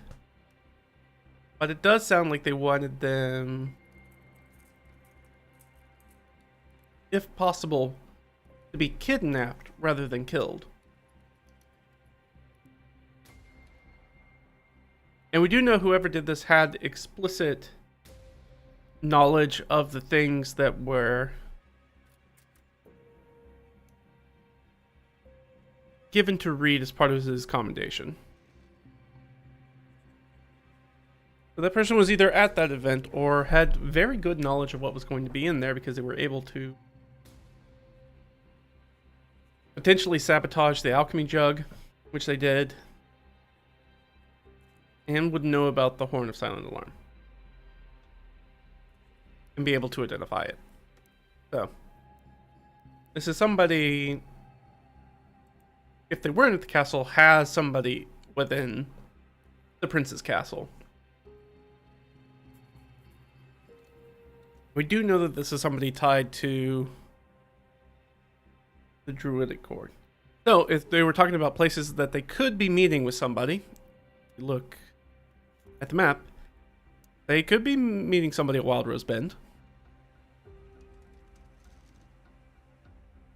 It would take you, you know, maybe a day or two to get back and forth from. Maybe a little bit longer if you don't want to take the Leprechaun Ferry, which I think people do avoid. I don't think a lot of people want to take that. So if they're like, oh, well, then you need to like get to this village and then come back down this road, and yeah, you could say maybe that takes a few days. By the way, each one of these hexes, if this is your first time watching, is roughly 10 nautical miles. So, you know, like 11-ish statute miles, or what is that, like close to 20 kilometers, something like that. It's a bit. So trying to get from place to place would take a little bit of time. So that does kind of filter us in as to maybe that's the spot, but also it could potentially take him that long to get all the way back to the prince's castle. Get there and then come back with a new assassins or whatever. So it doesn't really answer a ton of questions for us, but it does kind of puts us, so all of those could be a place that's in play. We do know that druids were involved with the first kidnapping plot, and Gertrude recognized them as somebody that was from here. But somebody who must have known a little bit about their travel plans, or had some ideas about where they were going for travel, or were following them. Likely, probably just following them. But could have probably picked them up at Wild Rose Bend. Or got sent afterwards. I guess this is a long shot, but I'm just going to say... I mean, Gertrude, I think, has probably seen this person. Does Gertrude recognize this person? I think that's extremely unlikely. No. Never. Natural 1, -5. So no, and for sure knows that this person is not related to the druids. I think it's the and part of that.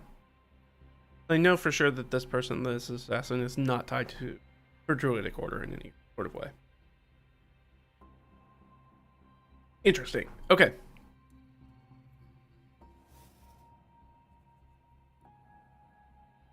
Which I should probably put up here. Gertrude confirmed she has never seen this person before, and doesn't believe they're tied to the druids. Again, that's very high confidence. I don't know if there's something about him that makes her the reason. I guess it's true. Well, no, we already strip searched him, so we know he doesn't have anything on him. But does he have, maybe he has a marking on him. Does he have a tattoo on him? I don't think he does. I don't think he does. No. Alright. She's just, maybe it's a vibes-based thing. She's like, no. Sometimes you meet people and you're like, they don't really give off that energy. That maybe they're a religious person at all. And they definitely couldn't be part of that organization. Okay. I think we're out of questions to ask this guy.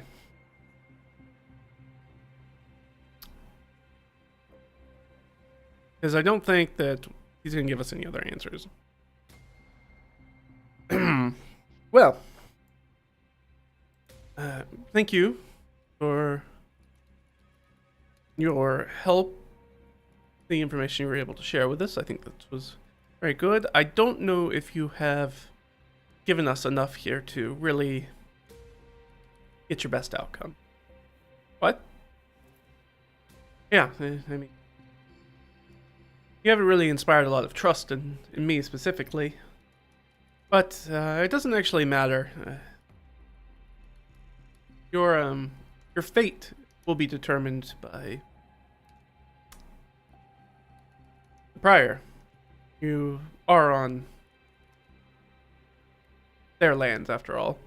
So it's really up to them what happens to you. I really don't have a lot of say in that at all. You mean you don't have any say in that? Say in that. So, tell you what, I will put in a word for you with the prior. But otherwise, I think we should be on our way, Cristoff. And they are going to exit out of the scene. Is Gertrudt doing anything of note during this time? I don't think so. I think maybe she's talked with some people in the Priory. And maybe she investigates the way that they got in. So she's going to do a little crime scene investigation. She's backtracking and trying to figure out the way that these people got in. So we'll give her a little investigation. She'll do during this time. Her stuff real quick. And we can change. Because we are out of the...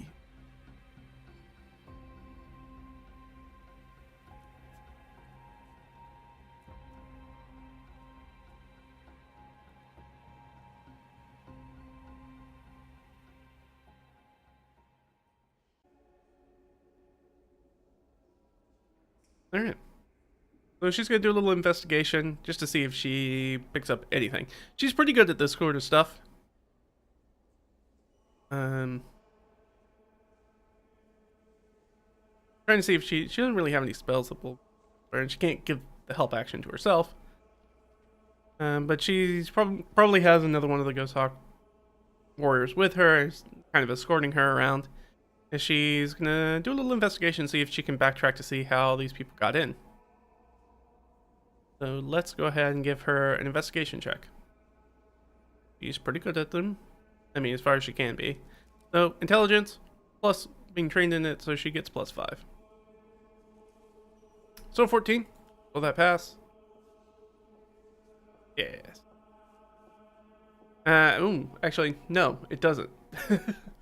No, it does not. That's a DC 15. So she's going through and she comes back and she follows, she's following the footpath of what she suspects is the way that at least because these assassins came from 2 different angles, so maybe they came in at different spots. So she follows one and she kind of goes through. She steps back following the path, probably with the guard that Cristoff met up with on that night. Follows the path that they chased him back, and they kind of assume she's kind of been down looking at stuff. Well, I assume they ran out the same way they made in, bypassing guards. And guards with her. Hi? Yeah, I guess so. It's odd though. How they get in to begin with? The door's usually locked. We don't keep the place unlocked. I mean, and we keep somebody kind of on guard inside, but do you have pickets, people who watch the top or keep an eye out on the lands around during the night? Do they? I don't think they do. Probably not. No. I was going to add a -3 to that, so that became a no. No, not really. Things are usually pretty quiet, and most of our focus recently has been on the Rookland, and they don't really come out here that often. They really kind of stay to themselves, so really don't get anything that comes out. I mean, you know, the usual kind of stuff, like animals sometimes are a problem, things of that nature. The occasional undead dredges up out of the lake and kind of comes our way, but you know, nothing too big or important. Most of the time, we don't really see much of a need to post anybody. It's odd they got in and got past the guard. He was awake, so was he the guard who was on duty? I think that's unlikely. He was. Okay. Like, I just don't understand how they got in, because I was the guard on duty. So he's probably tired at this point. Though he probably has had a little bit of sleep. I just don't know. I don't know how they got in. Lago orders. Could have been. Well, tell me what happened before you met up with Cristoff. Alright, so down here, keeping watch, just by myself. Sometimes we do watches in twos, but this night it was just one. It was just a quiet night like any other, really. So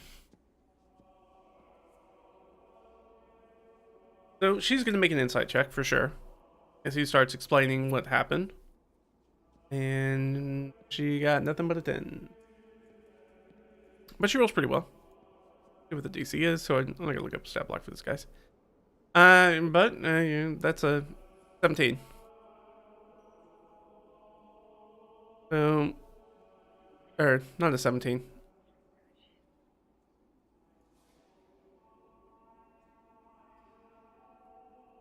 Yes, a 17. Yeah, I'm right. So she's struggling to kind of like pick up. Gertrude is not a particularly insightful person. She doesn't do super great with people, and she's more of that cloistered, classic cloistered kind of person. Druid, and so she doesn't get along with people too well. Not that she doesn't get along with them, just she got a little tism presenting, I think. Is a little bit of how she is. As far as like social cues and things like that, not super good at them. So you were sitting there the entire time?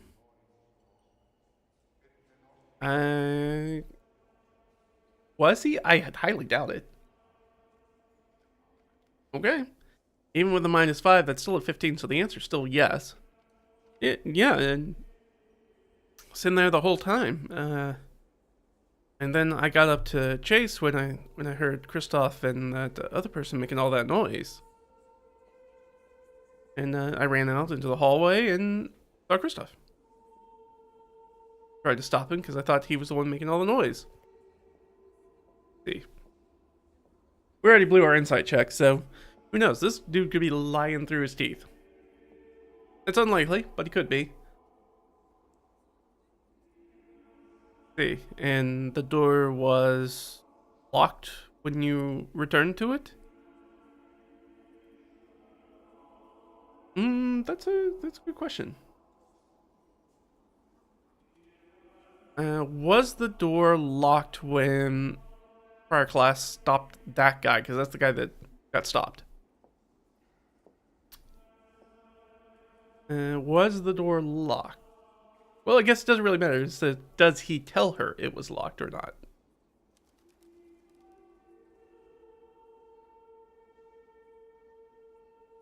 No. it was not locked. So then you confirmed it was locked to begin with at night? Maybe. I think that's a full maybe question. No, I didn't. I just kind of assumed it was locked. During the rounds of like cleanup and finishing off the daily tasks, and everybody headed off to bed, and I don't think I actually checked the door. I assume it's locked because it had already been closed. Is that unusual? No, that's not unusual. No, there are only a few people who have keys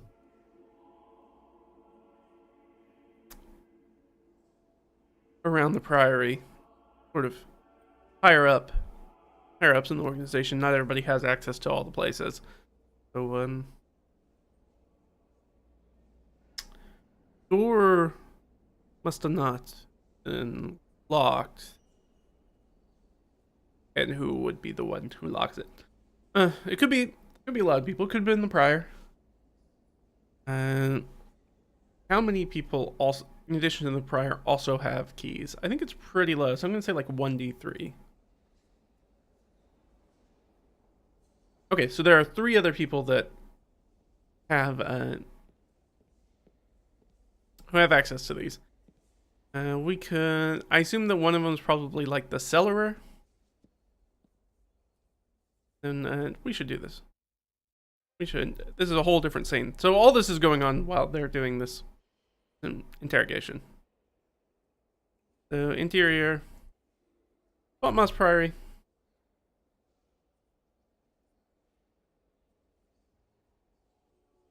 Just kind of around.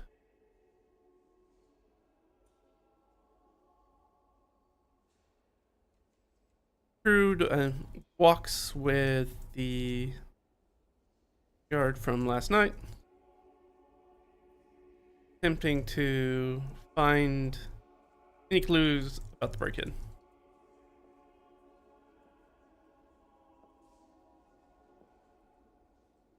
So we found that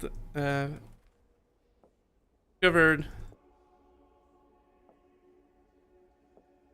guard doesn't know for sure. Say for certain that the front door was locked. He only assumed. The prior class has keys. I think there's probably the cellarer has keys. Just kind of like the like a quartermaster kind of situation. Assume class has an assistant or like a adjutant, like a second in charge.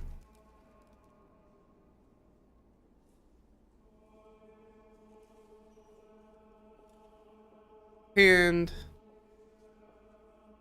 he's I think we said in addition to prior class, there's somebody else. Who else might have keys? So kind of the private secretary, the cellarer, who's kind of like the quartermaster. That person's going to have like keys for lockups and stuff like that. Is there additionally like a treasurer, maybe?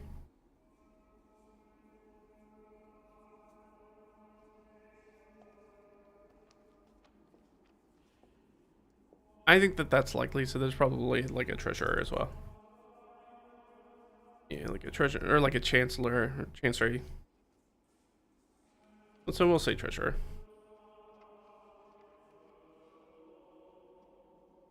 And the treasurer has keys. So those are the 4 people who have keys. You have a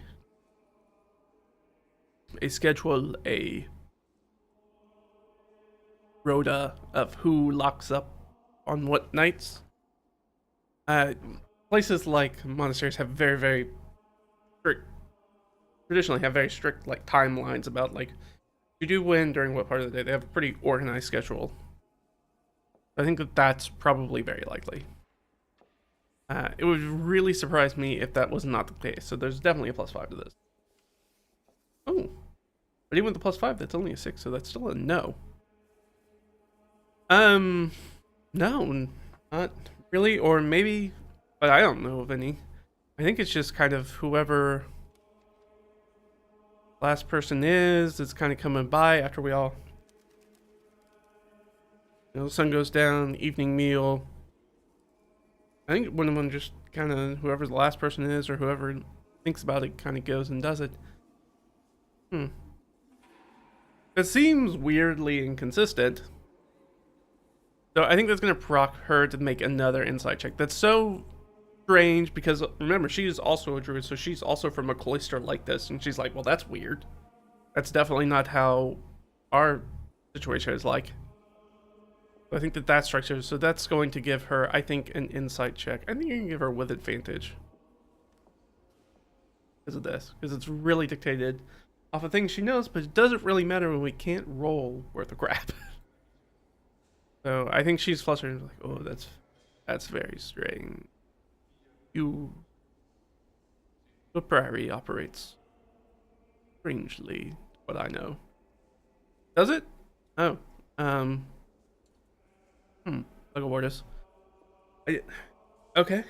I guess I don't know anything else, so I'm sorry. I can't really be a help.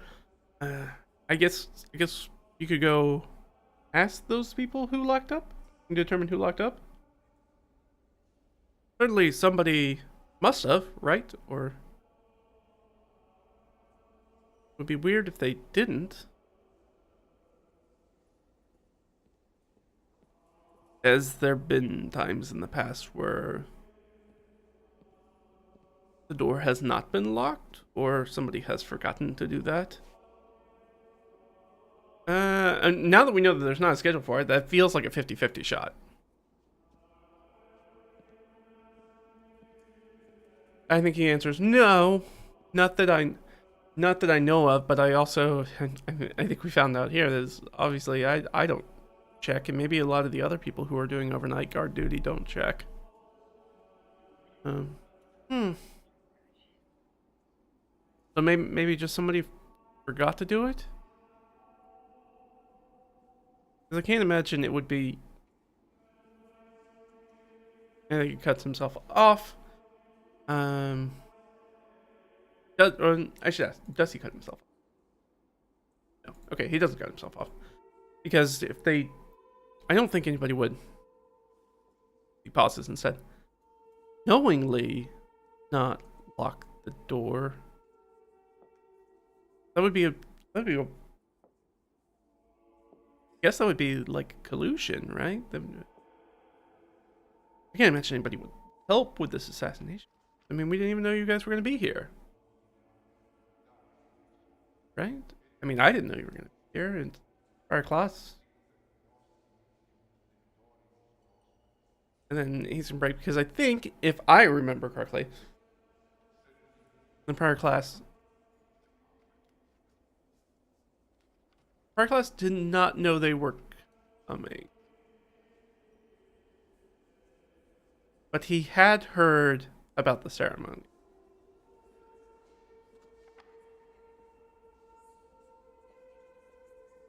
So that'll be a thing that actually she's going to push on. Your prior knew about the ceremony. Has somebody come to you from Glorybend Hall recently? Bring this news? It is strange that it might get here faster than us, who left very directly. Does he know of anybody? Or does he say if he knows? Yes, okay. He does know somebody. Is it a traveler? And I think that's likely. A traveler versus somebody who's part of the Priory. Alright, that's going to tip us into yes. So 9, 10, 11. So yes, but...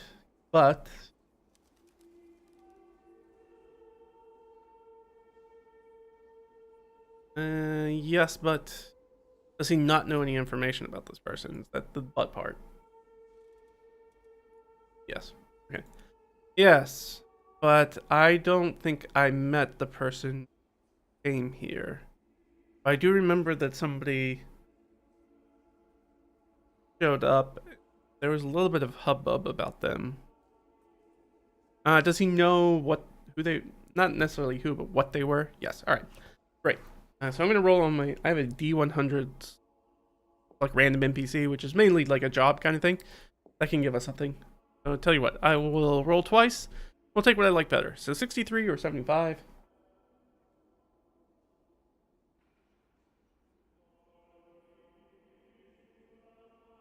So 63 would be a charismatic or sympathetic outlaw or vigilante. Be very interesting. That might explain a lot of hubbub. Or 75, a knight-errant, lone adventurer, sellsword, or military order member. Oh, so maybe that's the butt. It's like, oh, it was somebody from maybe the Ghost Hawk Order. But,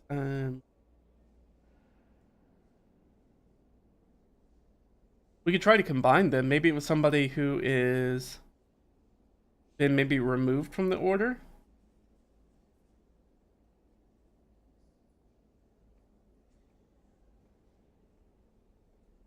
But it also could just be a lone adventurer. I kind of like that it's a lone adventurer, somebody who was maybe also needed to go to the Rookland Ferry, and they just brought that information with them. They were already on their way out. I like that better. You're like, oh, I didn't really meet the person, but yeah, there's a lone adventurer.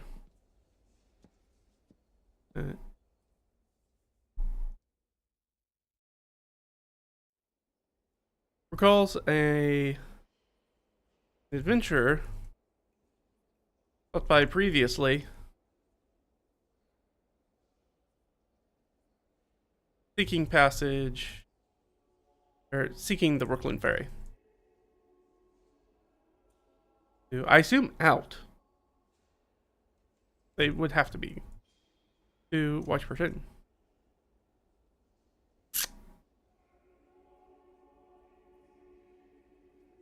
And that person shared info about the commencement, about Reed's commencement. That a new lord was being appointed. There was a hubbub at Glorben Hall. So that's somebody who probably left the evening that Reed was doing his vigil, so they're like a day or two ahead of them, maybe. Really just like, because it was that night and then we slept another night there, so maybe 2 days prior. Prior at the Priory. Okay.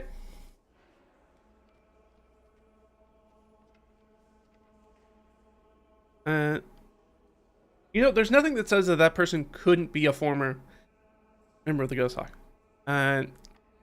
Honestly, Gertrude's...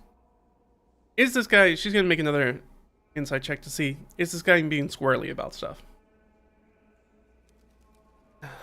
Girl, you usually roll so well. Oh, but that's a really low DC. Ooh, ooh, ooh. Are we actually going to get it? No, I don't think we are. Oh, no. No, we're not going to get it. That's DC 9. No, we have no bonuses. We have no bonuses to insight. Ugh. Awful. We rolled an 8, so we're not gonna get it. That's so tough. That's heartbreaking. Poor girl. All right. See, so she has no idea whether this guy's being squirrely. She has no idea whether he's telling the truth. Don't really have a ton of confidence in it, but he keeps talking, so he's giving a pretty reasonable explanation of things that might have happened. And I think I kind of want us to get forward into actually doing something. I didn't want this to take the entire time. Like, I do want us to move on. But this is going to take up a big part of our morning. Or most of our morning. So I think that she is going to investigate these people. Do any of the four say that they for sure locked the door? And because now we know that potentially they don't, every once in a while, maybe that doesn't happen. So I think it's like a 50-50 shot. that somebody says that they for sure were the ones who locked the door. 1. No, in fact, everybody's like, no, I didn't lock the door. No, I didn't lock the door. No, I didn't lock the door.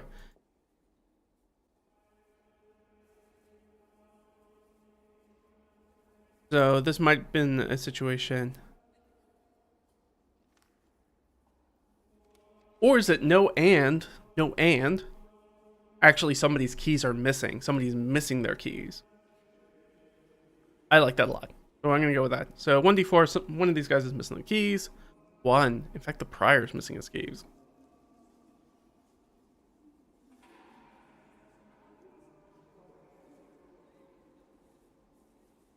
So Gertrude,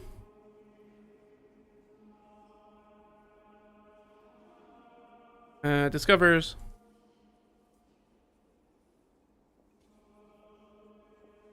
keys.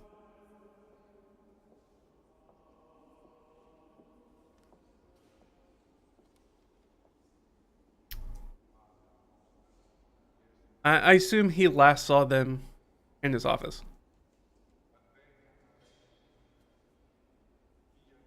Which we had been in the previous day. There was another person in there with him. So maybe somebody snuck in and got them, or maybe somebody's pretending. So she's going to ask if she can get any more information. So she's going to make like a little... I don't even know if it's a persuasion thing, because I think that... I think prior class will be quite helpful with her having this religious connection. About...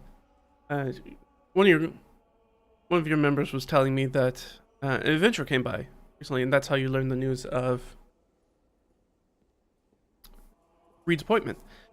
Sorry, I'm not doing her voice. Did you recall anything about them? What they look like, their name, where they were going, such a thing? Do they? Yeah, no, they know them quite well. Now, we did say that there was a chance that maybe this was a person who was maybe previously part of the Order of the Ghost Hawk, and they're not anymore, so now they're just kind of like a freelance adventurer, sellsword kind of person. Is that the case? I think that's highly likely, actually. Yes. Okay. All right. So we've got we can do yes. And tells through the adventure. All right. So let's roll D100. Figure out what kind of person they are. 30. Over here on the side. 30. I think it's gonna be like right up in this reference document.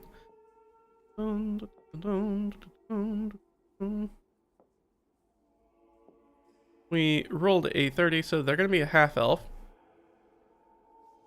And typically it means that they are male, because it's an even number. That's generally how I do that. So male half elf. 6 real quick.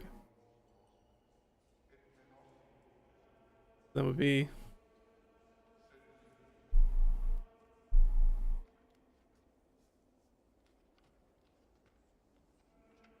so muscular half elf male.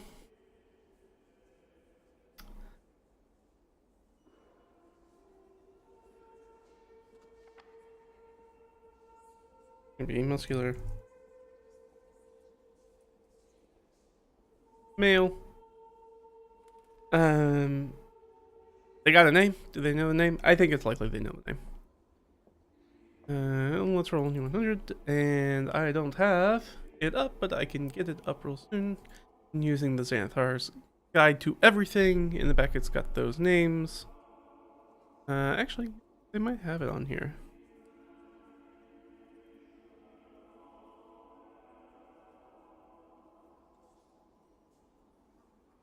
They're very different names. Here we go. So we are looking for human names, and we need a Germanic male. Hold a 52. Killian. Interesting.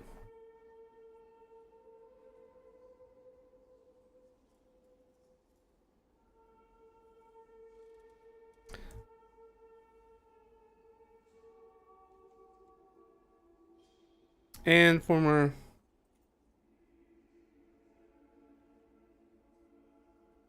Hawk order. So they were headed out from Glory Bend, and they're heading out that way.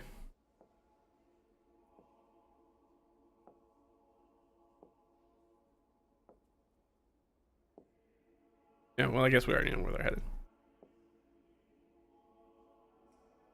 Does she pick up? She's been doing so bad at insight. I'm trying to give her one more take for an insight, see if she gets something. 13. Hey, it is what it is. Does that meet or beat anything? No, because we changed it. That's 16. Talked about it last time. The 9s were not going to be. Make a base 15. Oof. There it goes. Oh well. Well, alright, so she doesn't get any more information. It's like trying to insight. I was trying to insight, like, maybe are they close? Prior speaks about the way they speaks about it. Not the right person for this conversation, having the scaly in there, just being like, facts. Just the facts. Alright. So, what she learns. So, the group meets up. They're going to have that conversation. Okay, well, I assume, like, she's having this conversation with prior class, and that is when the other two show up. That's when Cristoff and Reed are going to show up. Well, our class, we have finished with the perpetrator. We'll leave their care to you. Thank you again for all your help. I'm sorry to have darkened your doorstep with these troubles. We are, friends and I will be making our way out. Are you done here, Gertrude? So we can get our things packed and get out while there's still some daylight? Maybe we can make it for our next destination. It's very clear that Reed's like talking around what he wants to do, even though it's probably enough people have heard that they know where they're going. Because they discussed it pretty openly yesterday, but he's going out of his way not to give any more specifics to anybody around here as to where they are going and headed and how they're going to do things. Yes. The prior was just telling me that they have, there was an adventurer that came by just before us with information about your commencement.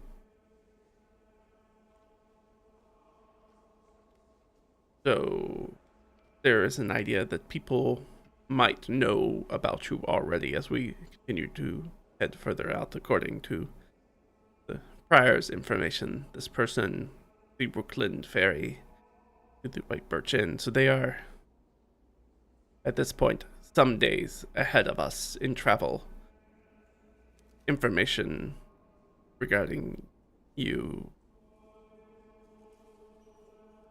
may be available to those people. We will no longer have the guise of secrecy. Yeah, and I mean, we haven't thus far either. It doesn't feel like. Well, our class, it's been well, thank you. Thank you for the food and accommodations. We will make our way out of here, and hopefully you will not have any more issues on our account. Of course, I'm sure Gertrude has communicated to you, but if you learn anything more, please send word to us. Oh, of course. I don't suspect he will talk anymore, if any of that information will be useful.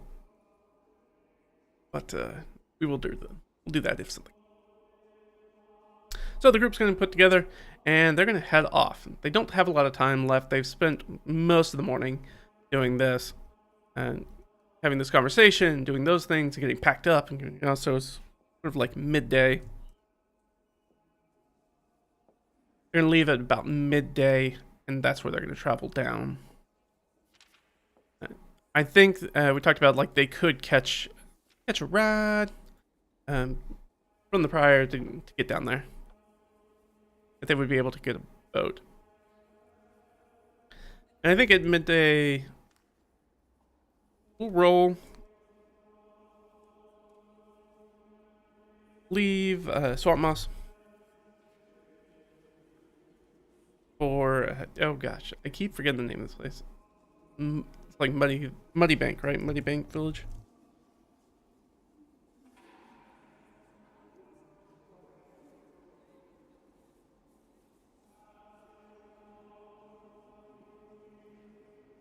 So they're gonna take a boat and we'll say ferried a boat to the building.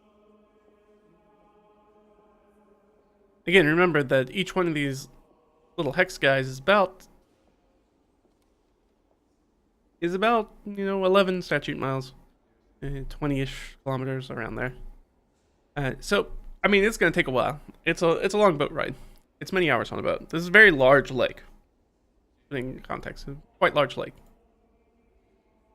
And leave and head in that direction. And we're on the. It is this roll that screwed up our stuff last time. Let's see. Is there going to be some sort of random encounter or anything? Only on the 1 over 12. We don't roll a 1 over 12. All right. So we are safely going to make it to the building.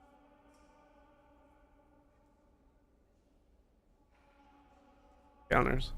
At this point, it's in the.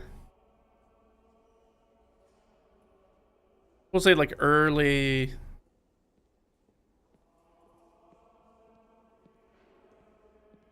afternoon. They disembark with their donkeys.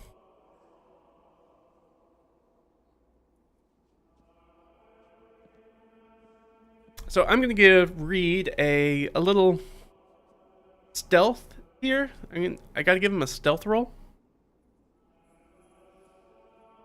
because he is trying to go under the radar. He knows that Lady Unvera does not like him, so he's kind of trying to be here on the down low as they try to order stuff. So he's probably not gonna do a lot of the talking, which is unfortunate because he's the talky character. This might be, I guess, kind of a disguise check, even though we don't have disguise kits or anything like that. So I think I could either do it a disguise check or a stealth check. And I think we're just going to have to go with a stealth check. Doesn't make sense to use dexterity. We could use charisma.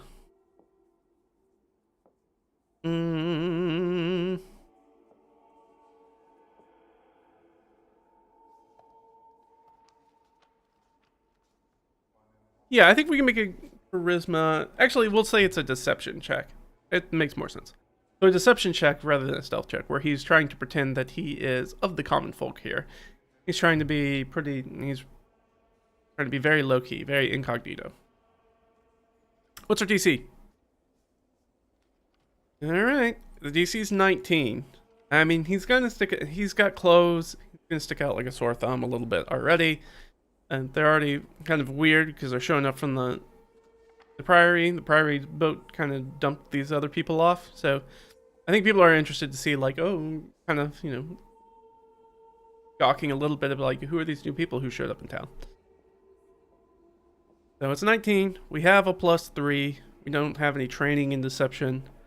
So that means we got to roll a what? A 16 or better? Hold on. Before I see this result, we will allow Lordkeeper Gertrudt here to give the help action. Yeah, so they get an opportunity because he's a halfer. He gets the thing where he can hide when he's obscured by a medium or larger creature. So I think she's going to give the help action. That's how it's going to be. Is like they do a very sort of like Assassin's Creed thing where he just kind of sticks very close in between the two larger people who are with him since he's a halfling. I'm going to give him advantage on this because of that.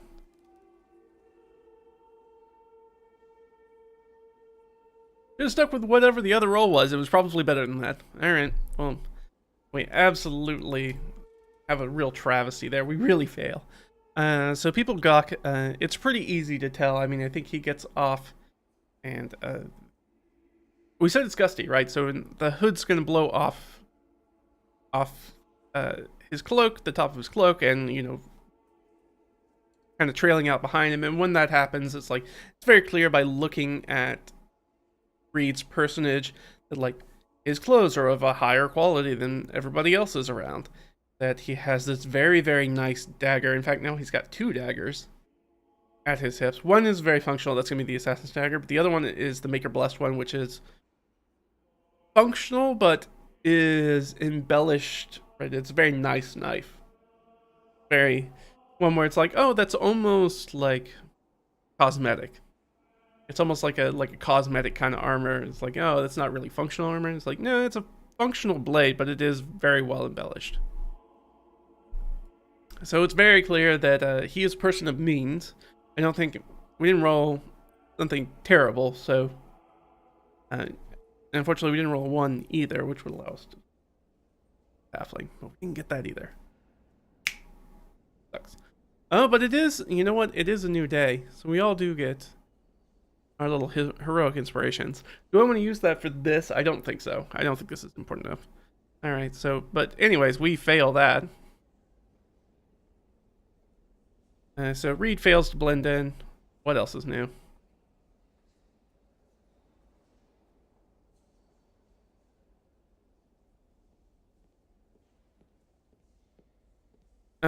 Does he recognize that? I think almost assuredly, but we'll give him a little perception check. Anyways, it's gonna be DC's 5.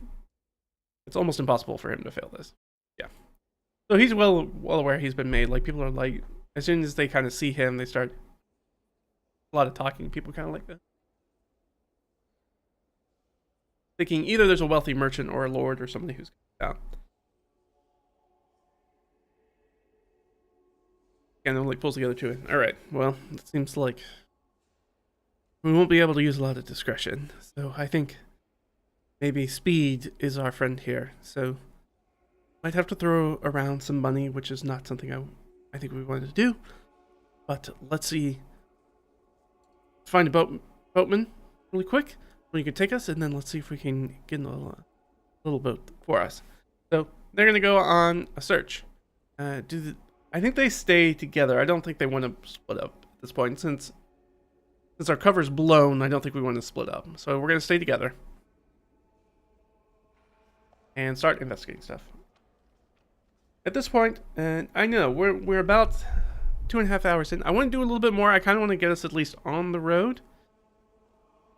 Fingers crossed something doesn't blow up in our faces. So we're going to do that. I want to get us to at least the point where we can end this session being we're making forward movement. Because we had a lot of important things. We learned a lot of cool stuff in this session, but we didn't move a lot.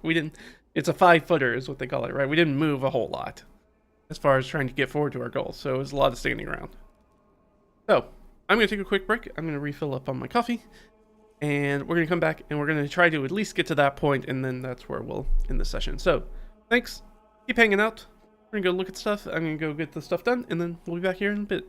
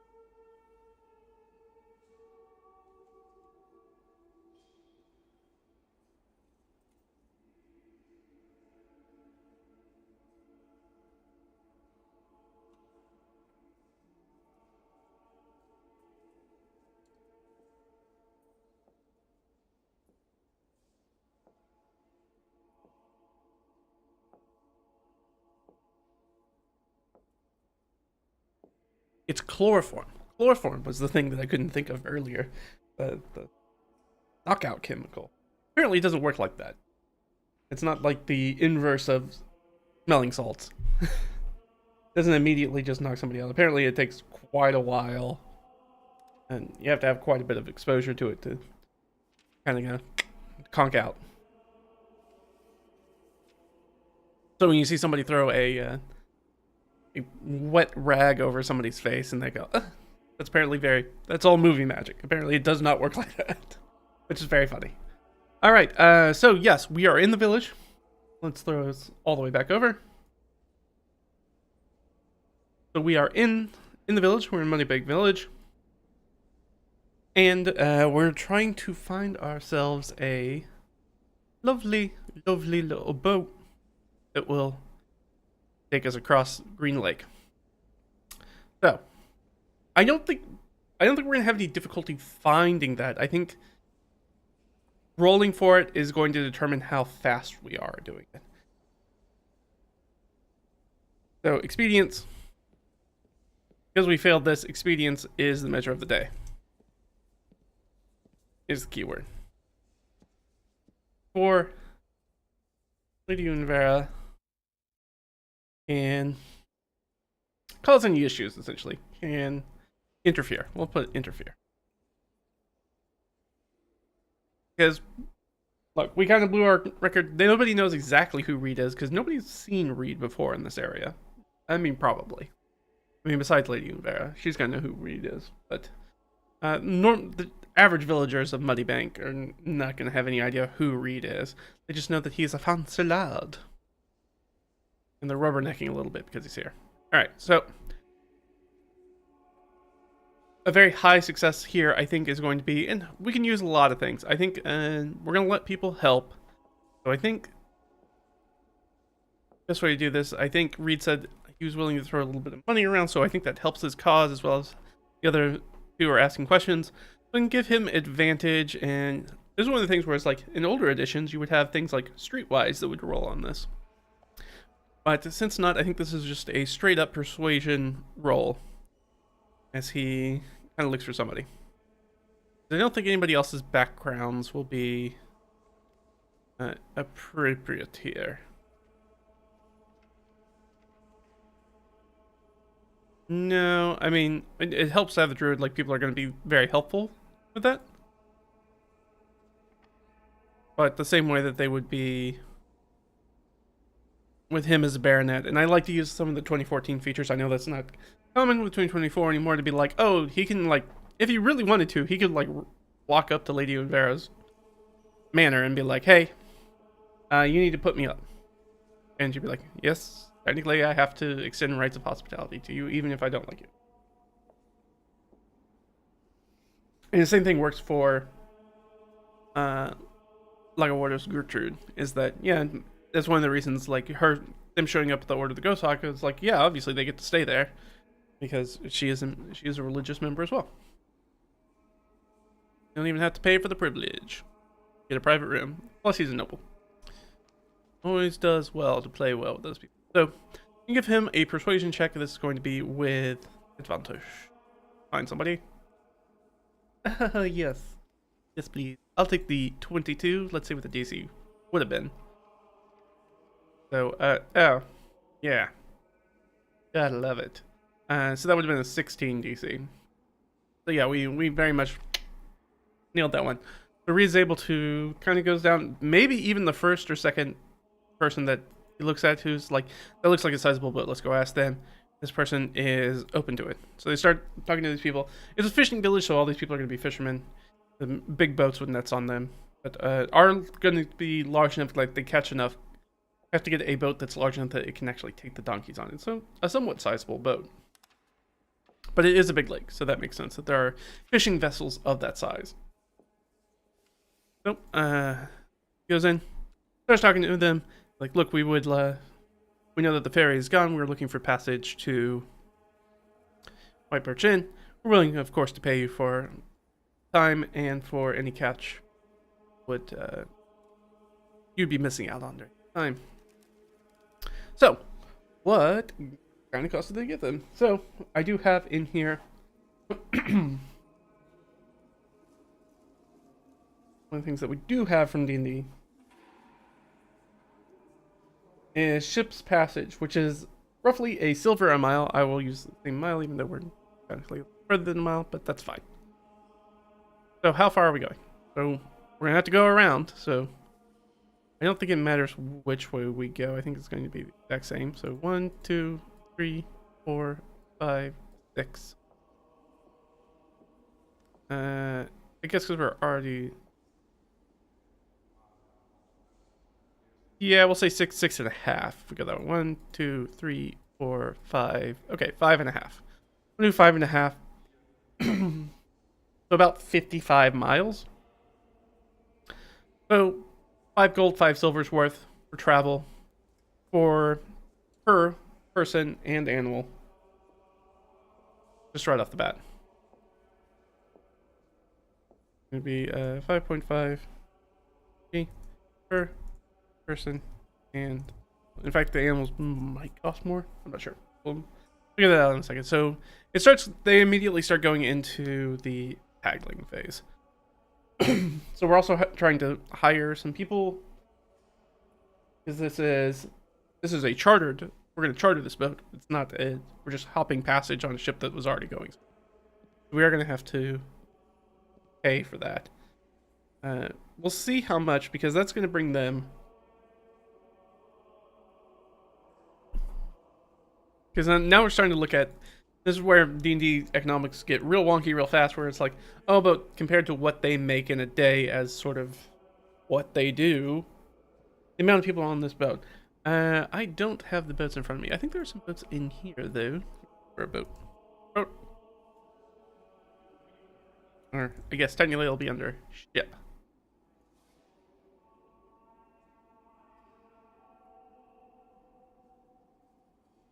So sailing ship would be a little bit larger than what we're looking for here. Everything else is going to be...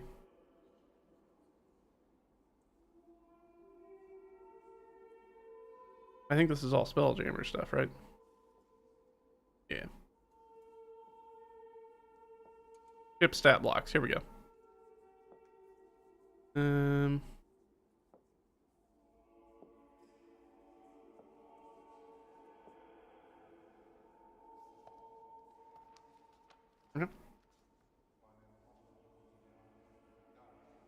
Random ships.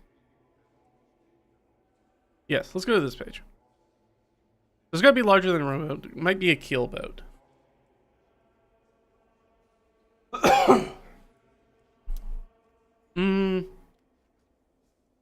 It might have to be larger than a keel boat. Keel boat can only hold 4 passengers. I know, we're way down in it. I apologize. Maybe a long ship. Smaller than a sailing ship. No, it has 40 crew, but it has more crew. Galley, ship. So we're gonna go with keel boat as our closest analogous thing to what we're kind of looking for. 60 feet by 20 feet. It's open top. Yeah, there's nothing else going on with this. It's just a keel boat.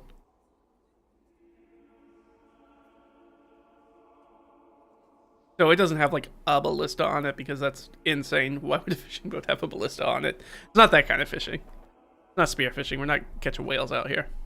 All right. So this is what they're going to do. And travel pace. So we're going to pay for 3 crew.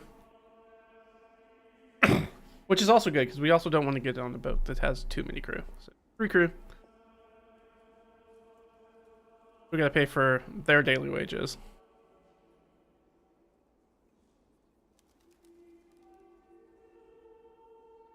So 55 miles.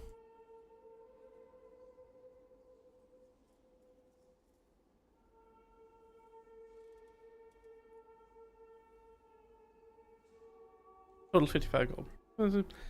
3 crew, they've got to be paid for their time. So usually the way I assess this, services. So you want skilled labor. They're not probably experts, they're probably just skilled labor. That's 2 gold a day. I don't think they get hazard pay. I don't think that they would be expecting that. They do get private kit pay, which because they've got the boat. And there's not going to be a jobber's cut because we're not using them for adventure purposes. So 2 gold a day, doubled because they're using private kit. So each of them is going to get 4 gold. Just good for them. It's basically double wage.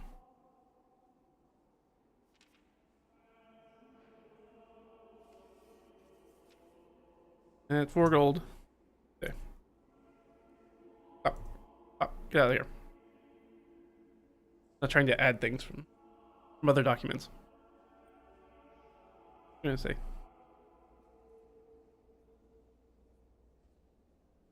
Each 4 gold.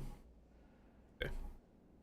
Yeah, I know, we're doing logistics. It's that kind of campaign, guys. I don't know what to tell you. That is what we're doing. So we know that we're gonna pay that. So in total, we got 3 people, 2 donkeys, which is what, 55 times 5?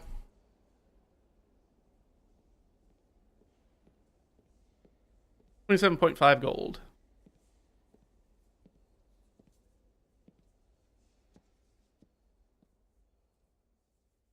Three gold, 4 gold each. How fast is the ship? Because there's only 3 people on it, we're not going to be going through the night either. They say they can go 72 miles per day.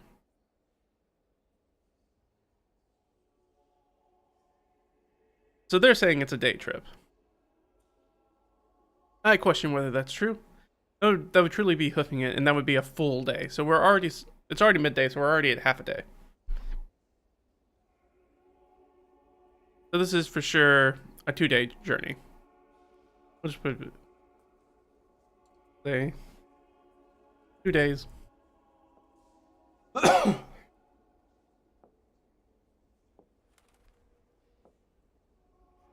days. No. All right. So that's 12. So 24.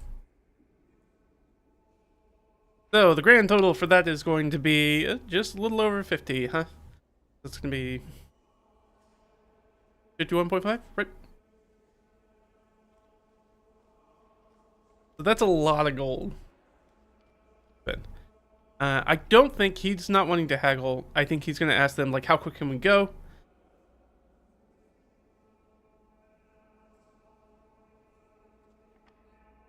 And we should certainly have enough money in the kit, in the group inventory. Anymore? So Apollonio's got a chest on it that's got 162 gold in it. So we can pay for that, but we are not doing great.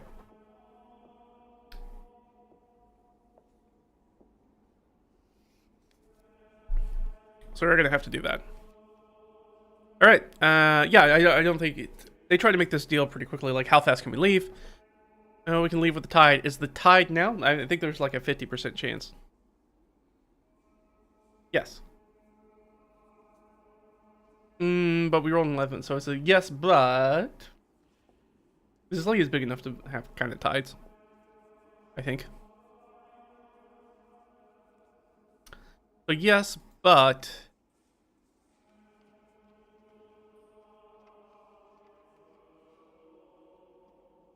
I guess we can get about 2, 3, 4, 5, 5.5. So we can probably make it to like 2. So maybe like there. Oh, maybe that's the but. But it kind of puts us in a difficult place if we go the north route. We can go the south route, and that takes can kind of get us in the same area, but that's going to put us back down by that spot. Okay. They're like, yeah, we can take the short route, but I can't even remember what this thing is. So let's see. Give me text information for this, please. That's a dungeon or lair. Great, but what is it? That I don't know. We're gonna have to look it up.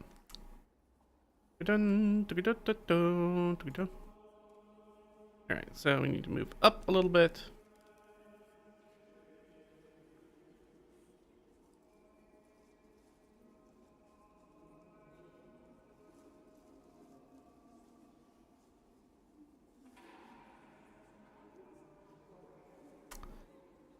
Alright, well, there's White Birch Inn.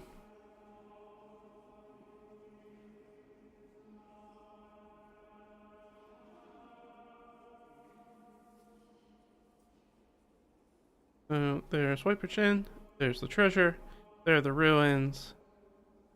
Bearslav's tomb is what that is. Oh, right. That's Bearslav's tomb.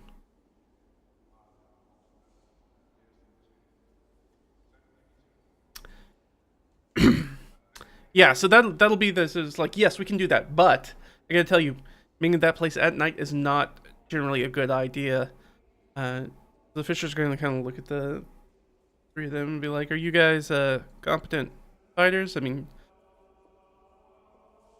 or can you convince them that you're competent fighters?" We had a pretty good check earlier, so I'm gonna give him another advantage persuasion check.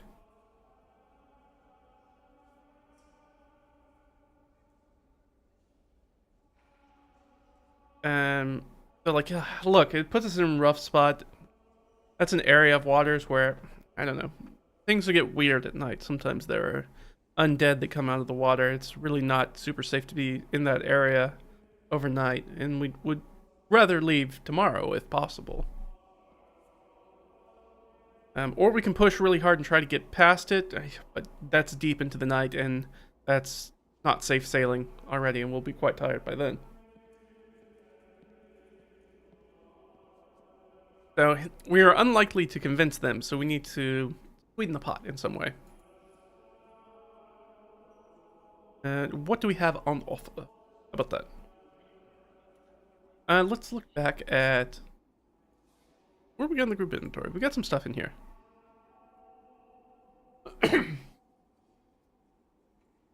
We have some carpenter tools, but I don't think anybody can use them. Right.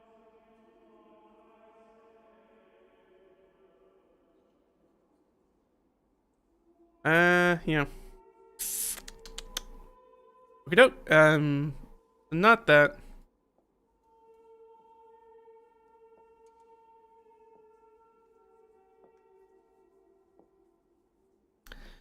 I think we tell them that it's like, oh, we'll sweeten the pot. We'll give you an how about an ingot of iron?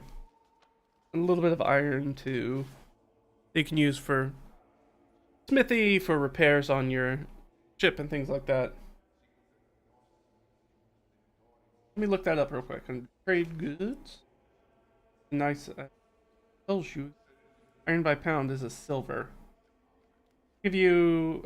We'll give you 10 pounds of iron. Just a gold piece, but that's more practically used to maybe have. And I think that gives us the ability to essentially roll again. Okay, I think that's good enough. All right, so then we also trade them. So we're gonna go from 75 down to 65. Gold. Oh wait. No.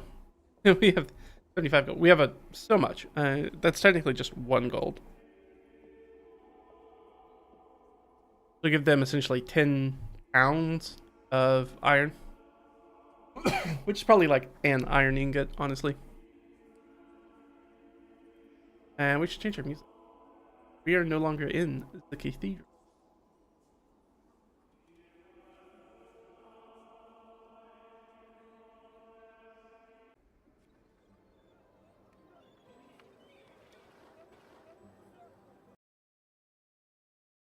Play. Play, you fool, play. There we go. Alright, so we do that. We sweeten the deal. There's a nice way to do that if you're ever wondering, like, how do you haggle? What happens when they make a persuasion check and it just fails? Be like, oh, they can get what they want, but they might need to sweeten the deal in some way by offering some sort of good or service or up the price a little bit. Like, how do you get more? How do you get what you want? By paying a little bit more.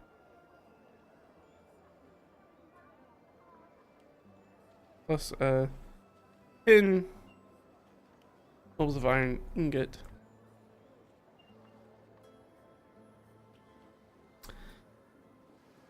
So they agreed to pay them. That I think they'll pay them 25 G's up front.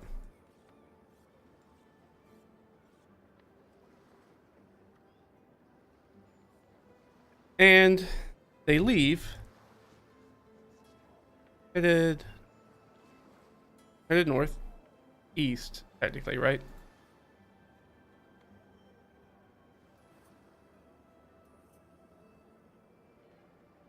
East. We'll stop night in the dangerous waters. Just, was it southwest?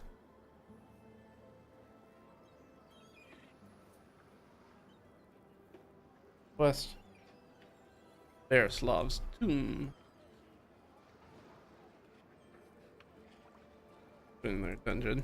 That's dungeon site, but we are way too level to be doing anything with that. Yeah. Known as a dangerous area. I realize that head's in the way. Known as a dangerous.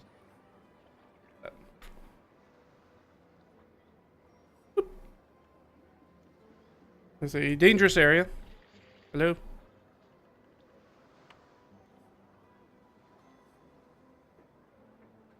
Undead sometimes manifest. Not manifest, but show up. But rarely manifest.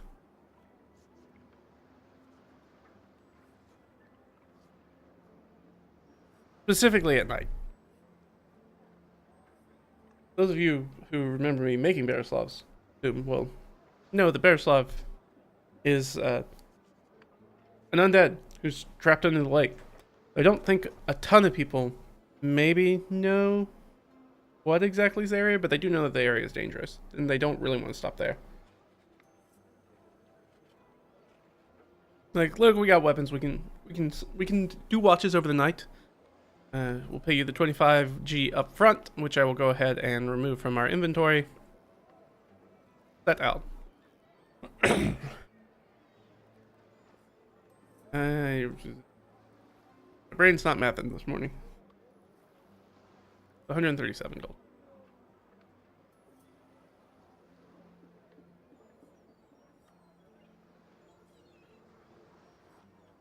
All right.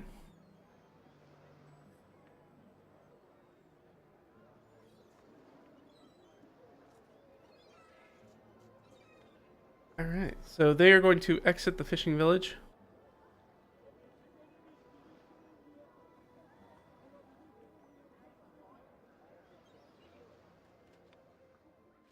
This is probably about where we're going to end up calling it. I want to get us to that night. How about that? Unless we have an attack. If something shows up, then we won't do that. And this is going to be a new scene. Now let's do it this way. And the group strikes their deal and pays...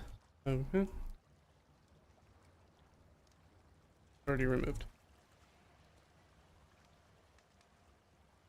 So, afternoon.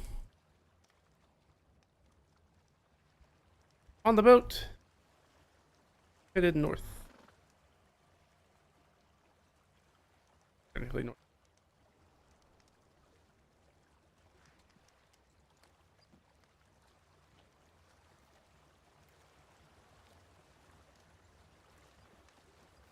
All right, so they're gonna make 2 areas. We can update this travel route because this travel route has very much changed. All right, so there you go from Money Bank Village. Travel node, travel node.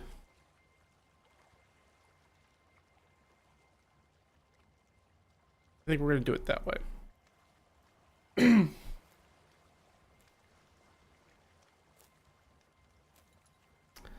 Should we do that, or should we fully just split it up and just have it be...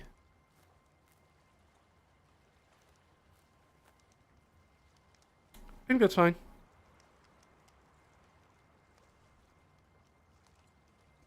You know, it's open water, so maybe I'll just have them roll for random encounters instead before they get to White Birch Inn.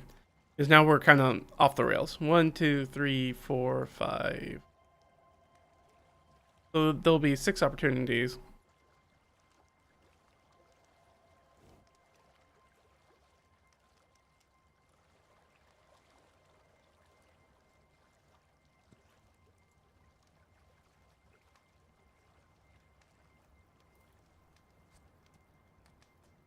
2, 3, 4, 5, 6. So we're gonna have a lot because we're doing that inside of the. Because now we're doing a little bit more, not really hex crawling, but more likely that something random is going to happen rather than a pre-planned travel node, which is how we were kind of doing things earlier. So we're gonna have 2 of those before we. Wait.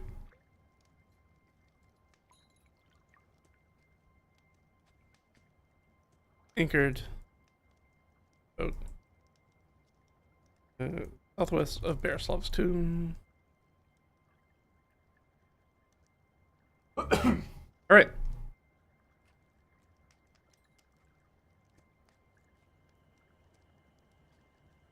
So we move from here to here. Now, I think things went well as far as the quickness of how we did things. So I don't think that Lady Unvera is going to be an issue, but we should make some sort of check. So I think this is like a -5. You know, any shenanigans. No shenanigans. All right, so they get out peacefully. Lady Unvera will probably realize maybe who has landed there, potentially. Especially if once somebody describes who saw Reed who that is, she's going to know who that is. She knows who Reed is.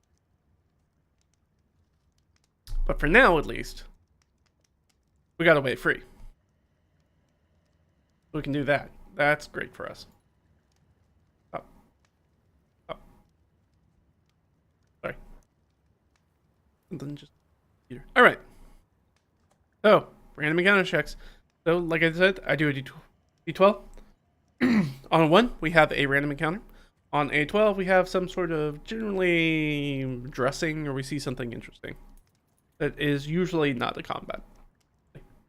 Not that rolling 1 necessitates it being a combat, it's just more likely to be a combat. Right. The first one, second one. Alright, so we pass by. So those go first. Travel until the sun dies. Without complications. No complications. Hooray! Something went right for us for once. It's been a minute, but we did well this time. So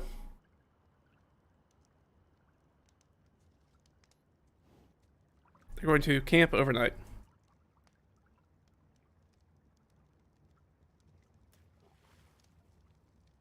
Camp on the boat. Now, obviously, the donkeys don't love being on a boat. Most terrestrial animals don't really like that. But they are trained, so they should be doing well. And they've got Gertrude to kind of keep them in line with her animal handling. Alright, so it's going to be an overnight thing. I'm going to roll checks for them overnight. So 1 per each PC. It kind of assumes their watches.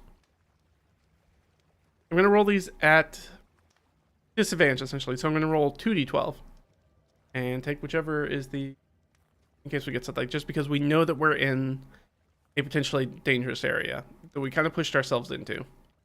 So it increases the chance that something could happen. All right, well, something's going to happen. We didn't determine watches. We'll just go with how I have people up. Which is, hold on. That would make it Cristoff's watch. Cristoff had first watch. He has, where he's got the eagle glasses, the eagle eyes. Eyes of the eagle. So he has very good perception. As long as he can see something. He can see probably all the way across this lake. Which is wild. Now in the dark, not so good. Because I play with dark vision slightly differently, a little bit of a house rule. It's like you have to have some sort of ambient light to be able to utilize your dark vision. Because vision is based on photons, which are light. And so if there's no light, then there's nothing for your eyes to be able to use. So there has to be some sort of ambient light. But they are outside. It is, I guess, probably twilight into darkness at this point. Early into the night. So he will be able to see things quite well. So it will take away the gear allows him to, that gives him advantage, that's off the disadvantage he would have from really seeing into the darkness far out there. So he just makes regular perception checks, unless something's close, in which case he gets full-on advantage. But he's going to see something.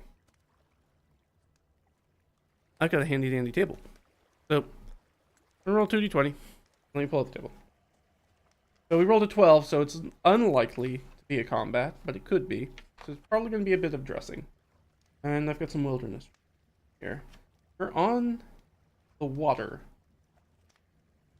So I rolled a 19 or 12. This is where sometimes it's really cool. If you first time watching, I always like to give out this little piece of advice. Hey, roll on tables twice and see if you can either choose whichever one fits better, or see if you can combine both of those into something that's more interesting. It can turn something like a 1d20 table into having closer to 400 results rather than 20 results. If you take that and try to smush different things together, gives you a lot more options. And 12 and 19. So 12, 6 seaweed or hazardous terrain, maybe. And 19, an atoll delta or barrier island.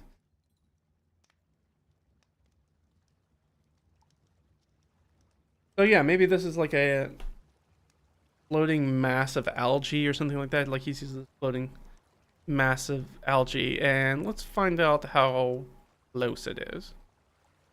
Oh, it's very close. So Cristoff notes that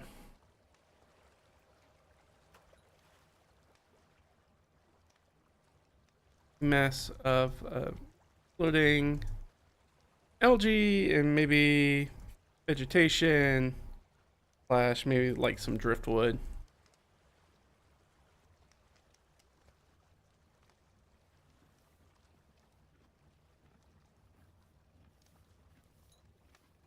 Listen close by the boat. So we're gonna give him a perception check to see, like, can he tell if there's anything in there? We said it was close, so I think it's probably silent, so it makes sense. Maybe he was just looking the other way, and that's how it got up on him. But he's definitely gonna have advantage on this. I think it's close enough to get advantage. That's what I was trying to figure out. Not that the dice are gonna help us out at all. Cool. So you get to add 3 to that, so it's a hot 9. What's the DC? Probably higher than 9. It is in fact 11. You have advantage. You feel like you should be able to do this. You're trained in perception. You're not even terrible at it, but the dice have spoken. So we don't see anything. He doesn't see anything in it.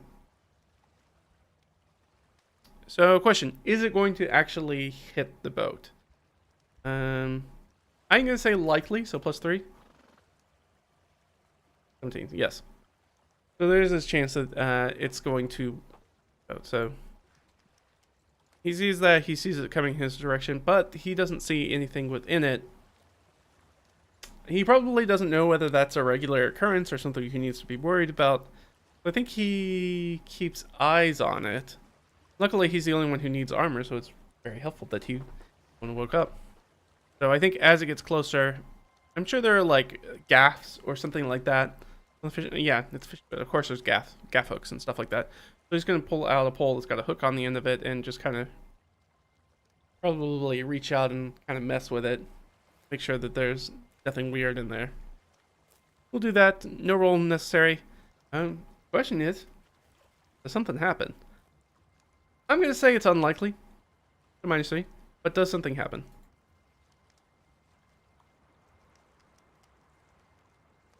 So yes. The answer is yes. Yes, but let's roll. Here. Yes, but so something happens, but slow.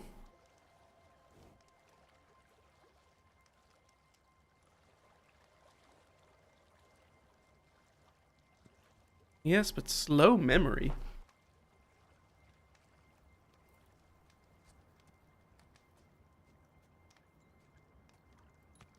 No memory. Like, he remembers something important, but it takes him a second. You remember something important about these? I mean, I think he is trained in nature. Right? No, he's not. Athletics, perception, survival. Maybe something related to survival? Maybe that makes sense? So he's thinking about, then you remember something like survival.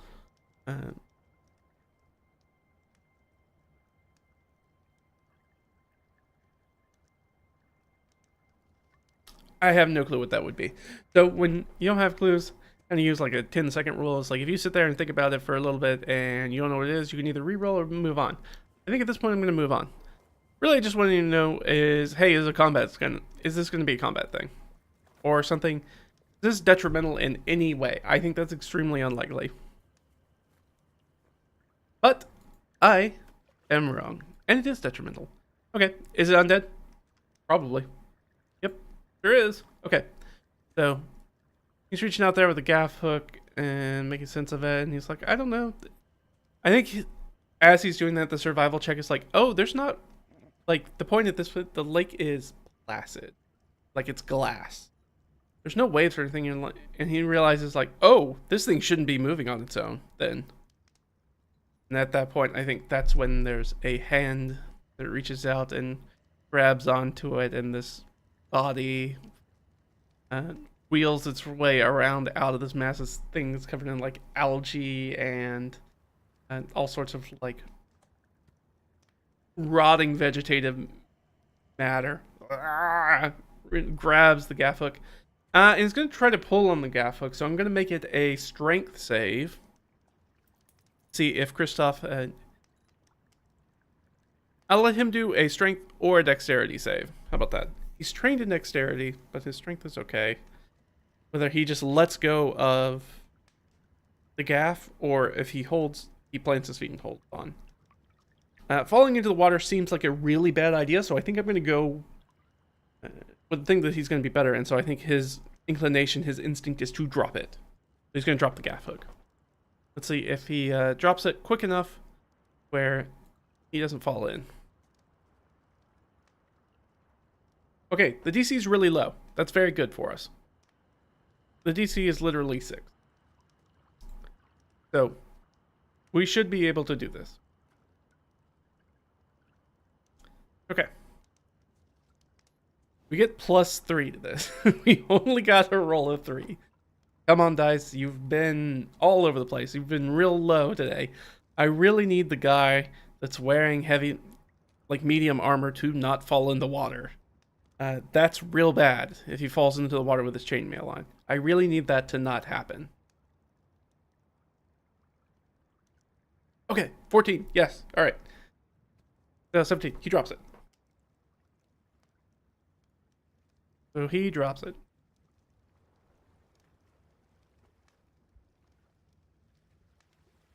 So he pokes at it with a gaff hook.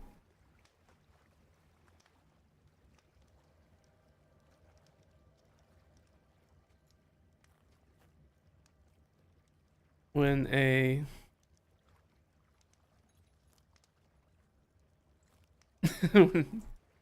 undead grabs onto it.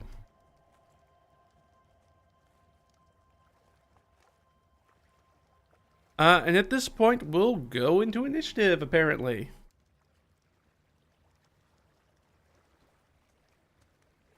I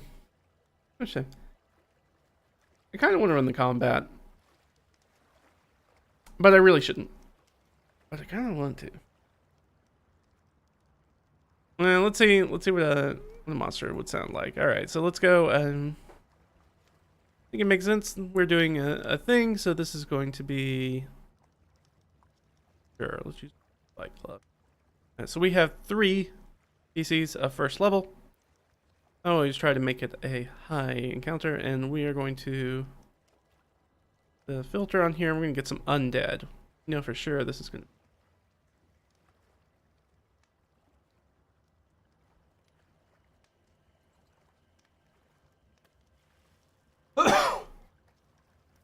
Alright, Spectre's out. I don't want any uncorporeal. I wasn't thinking ghoul, but a ghoul could actually just be using this as camouflage. Like I said, usually not a combat encounter. This time, turned out to be a danger. I was like, it's either that or it's going to be something that's bad for the boat. But, this is what it is. Alright, I don't dislike ghoul. Let's see if we get something else. Skeletons, maybe? Zombies feel right? How many zombies would it be, though? It's got to be a lot. Oh. I always want to use the 2014 ones, or else I'm going to have way too many. Yeah. So, 2 zombies would be a... So it could be 1 or 2. I like that. I think that's simple. 1/4. There may be like a CR 1/2 that would make more sense. Not really. Not a lot of undead in the low level. Like that low CR first level kind of stuff. Not a ton going on. That's okay. We could fight like a ghoul though. But I wasn't really describing that. I was really describing more of a zombie. The drowned dead. So, that's what it will be. So it's going to be, there's going to be 2 of them, I guess. Well, sorry. Let's roll. See what it's going to be. But I assume it'll be. We'll just do a 1d20. If I roll high, there's going to be 2. I roll low, so there's 1 zombie.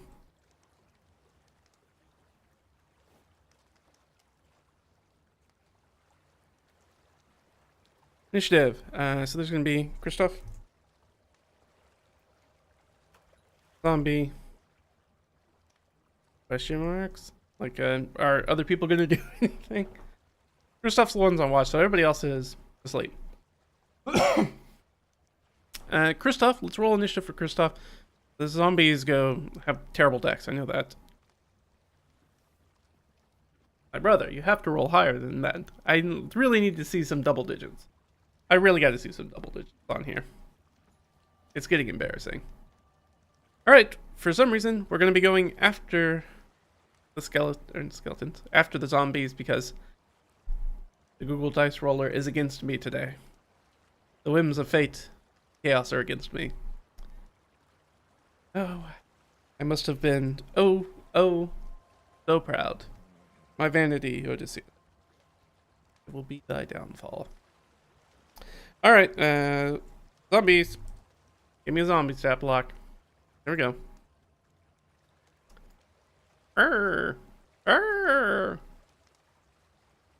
So drowned dead. Alright, he's going to swimmy. He just basically floats because he's an undead body. I think that 20-foot speed will be enough to make it to the edge of the ship, and he's going to attempt to climb up it, which I think is going to be an athletics check. Maybe even an athletics check of 10. He gets a +1 to pull himself up. If he doesn't, then he'll just be partially up. He's crawling towards Cristoff. Alright, so he pulls himself up on the deck, but that's going to take his full turn. It pulls itself up onto the deck. And then we're going to put Cristoff after that. Apparently, we can't roll double digits. So... yeah, sorry.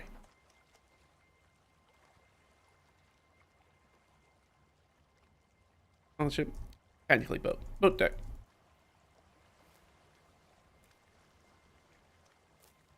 Just in case I need this for later, I'm going to remind myself that we're basically using the kill boat stats. That makes it Cristoff's turn. Well, Cristoff has access to all his things. He will grab his shield and lift it up. I guess he'll pull out his sword as well. He could attack this thing, or he could just try to push it back in the water. Question: did he come up near a sleeping person?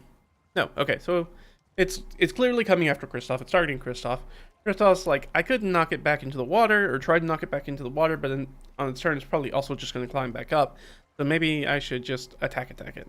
So he's going to move up and take a couple attacks on it. There we go. There are the double digits we were looking for. I can't imagine that a 14 does not hit a zombie. I think their AC's 8. Yes. Sure is. Alright. We did say he has a shield up, so he's not using it two-handed, so... 7, 8, 9, 10, 11. 11 points of damage. Our zombie has 4 hit points left.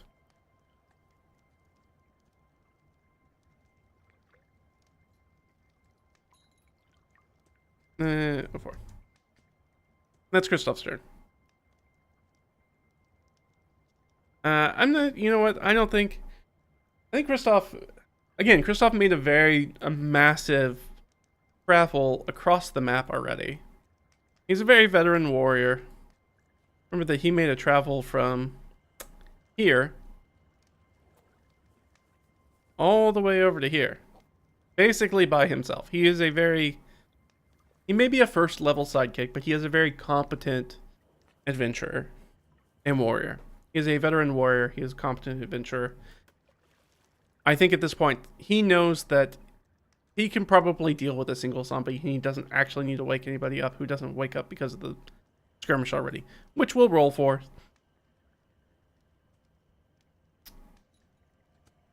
I'm going to say everybody has disadvantage on this, and we'll say -5 to all these rolls because I don't want to roll that many dice. There are 5 people.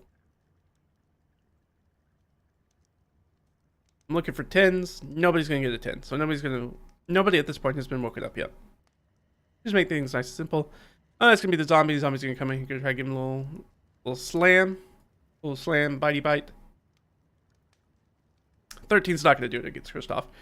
Cristoff gets to go again. He's going to buffer, push him back with a shield, and take another couple of swipes at him. Both of which will hit. There's no way you don't kill this guy. Don't have to do a morale check. Usually we do those for our monsters, but the undead is undead, and they don't really think, and they're not really concerned about dying. Alright, that's going to be 12 points damage. Easy enough. He dispatches the zombie and cuts him up.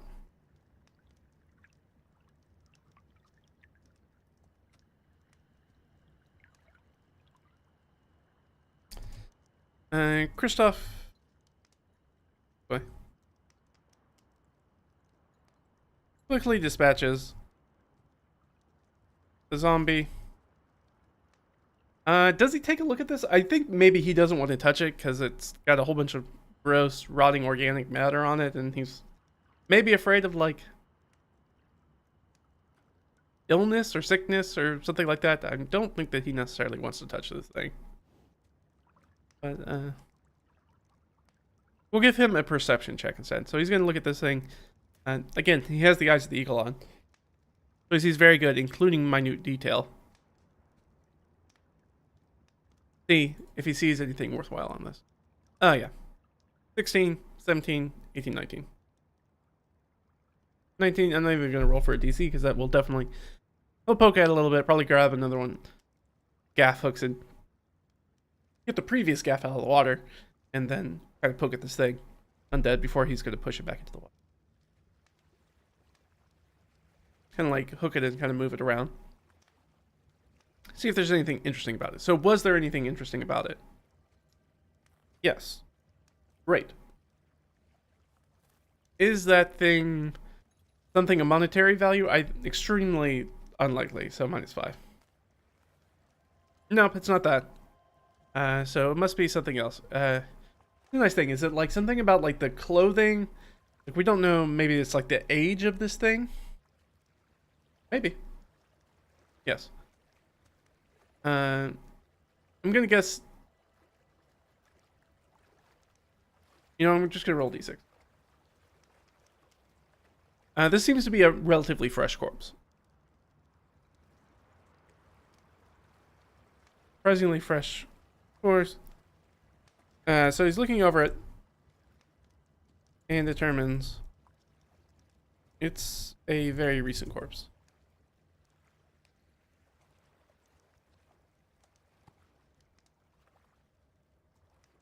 Interesting.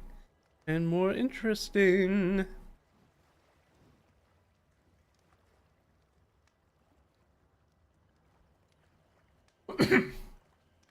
Does that engage him to kind of like rifle through their pockets to see if they have anything?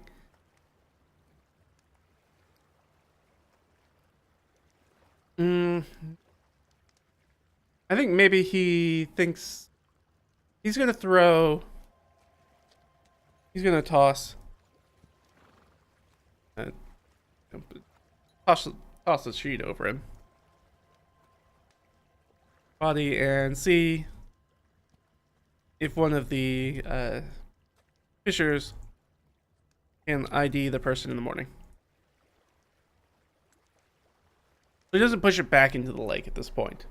He's like, we'll keep it out.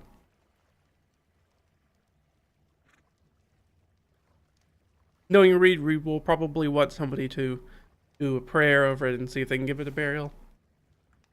But maybe not. And Cristoff's watch passes. So, eventful, not super exciting, but eventful. Alright, that means it's going to be... Who's next? Gertrude's. We'll keep it Gertrude's. Alright, 2d12s. Her watch passes. And for Reed, watch passes uneventfully.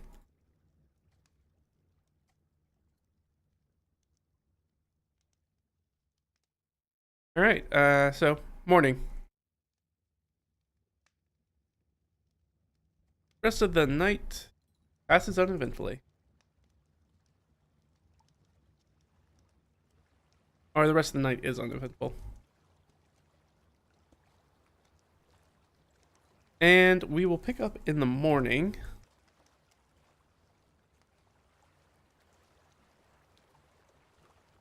I'm gonna do this.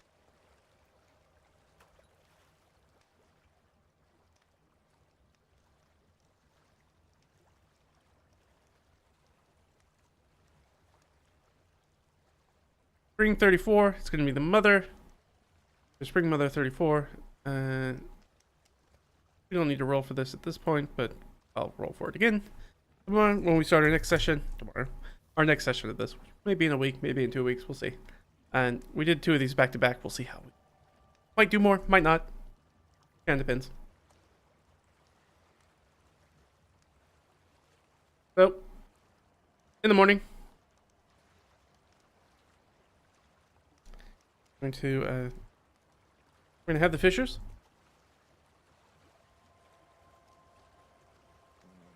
To ID the body.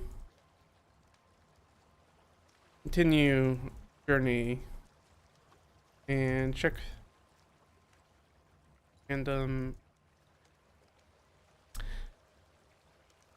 continue our journey to White Birchen.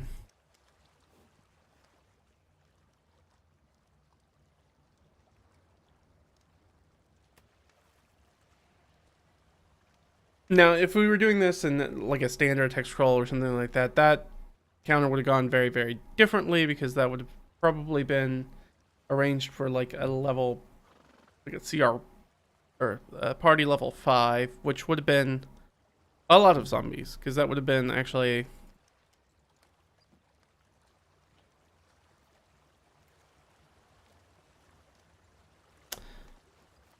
up to 16, so probably would have rolled and been like 2d8. But unfortunately, thing about playing like first level characters, and in fact, Reed is a 0 level character, not getting his first one until he gets to the marches. Gonna be so close. We'll maybe even get there by the end of this next. If things go well, haven't been going well so far, but could go well. And if that's the case, then he'll actually get a level. But yeah, 16 or what would have probably been 9 of those guys would have been real tough. Now, they're trying to get onto a boat, which makes things a little bit easier because they don't have the greatest athletics in the world to climb up it. But would be difficult. Yeah, I think that's it. That's going to be everything for us, I think. So, next time, we'll jump back in. We'll do more. We got a little bit of some few breadcrumbs about maybe who's behind the assassins. We didn't get a lot. We don't know what prior class did with that guy. We assume they're probably going to arrest him. They will probably kill him. They're probably going to execute.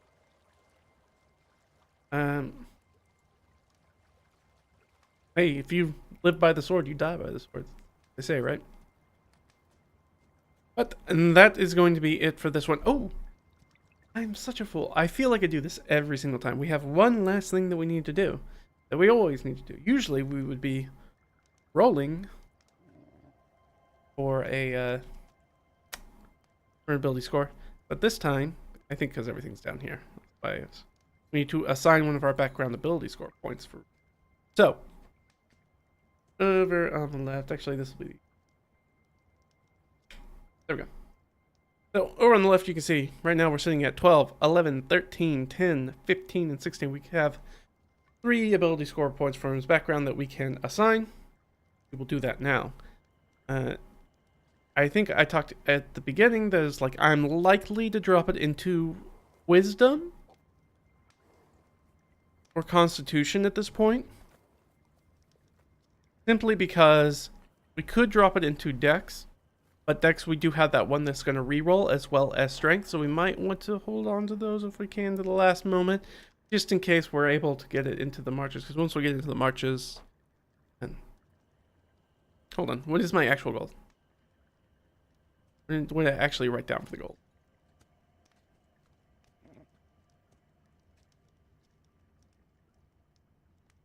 I can do this. Where is it? Further up.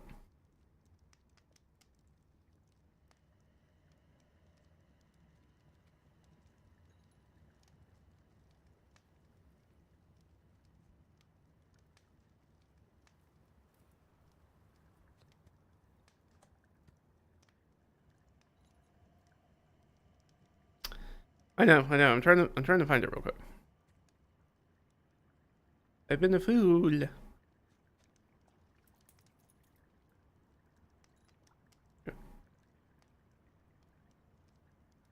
Maybe I don't actually have it written down.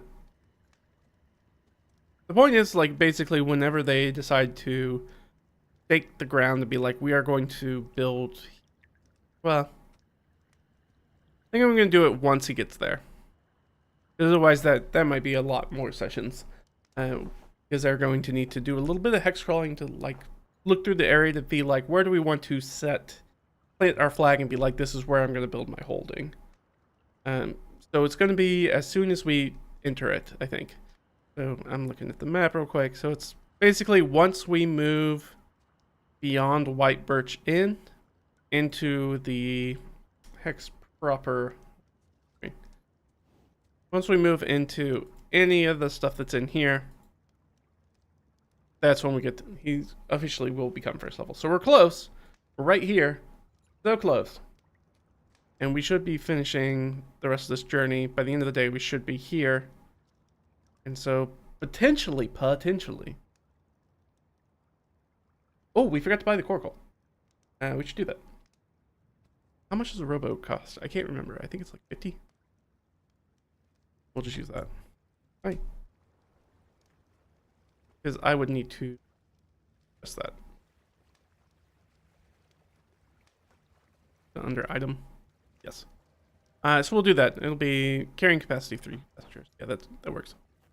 So we'll pay another 50 gold out. So I'm going to adjust money right now.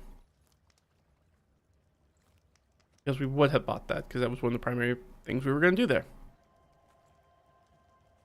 And I think they had plenty of time to do that. Let me put it down here. Such a fool. Such a fool. And purchases a rowboat. And I'm going to say canoe because I like canoe better.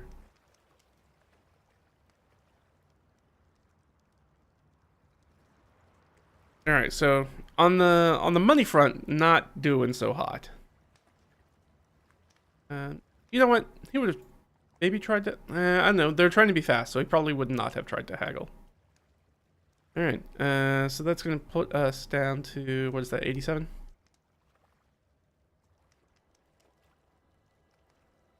So we're down to 87 gold, which is still a lot of gold for just regular people that living in D&D world. But it's not nearly as much as we had, which sucks. Alright, where are we going to put this point? I'm inclined to put it in...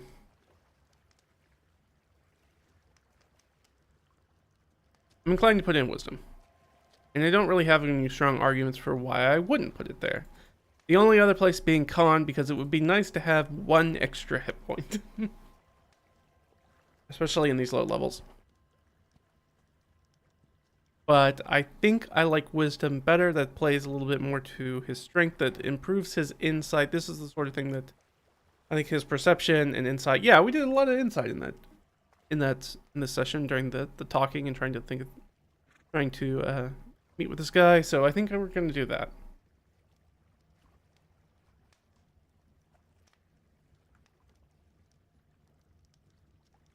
So we're going to give it to his... It's going to take his wisdom up to a +3, which I like a lot. Now he's sitting at a 16, which means his passive perception, his PP got a little bit bigger. So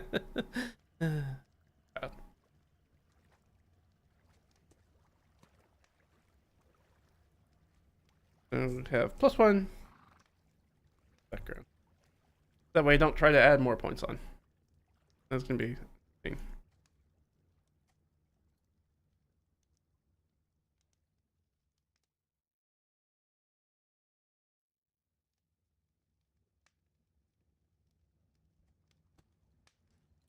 All right. Well, hey, thanks for hanging out with me, guys. If you like this kind of stuff, this is what, session 7.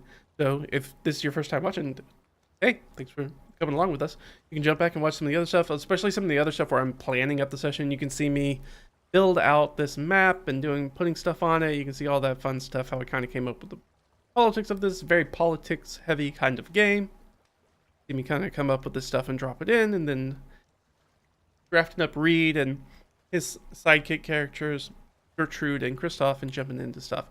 So if you like that stuff, we got plenty of that stuff. I had a previous solo game that if you want to go check out that, you can go check that out. It was lots of fun, but I got to a point where I had spent so much time away from it that I was like, I don't know. It would take me too long to try to build that back up, my memory of it, to continue on just because of the situation.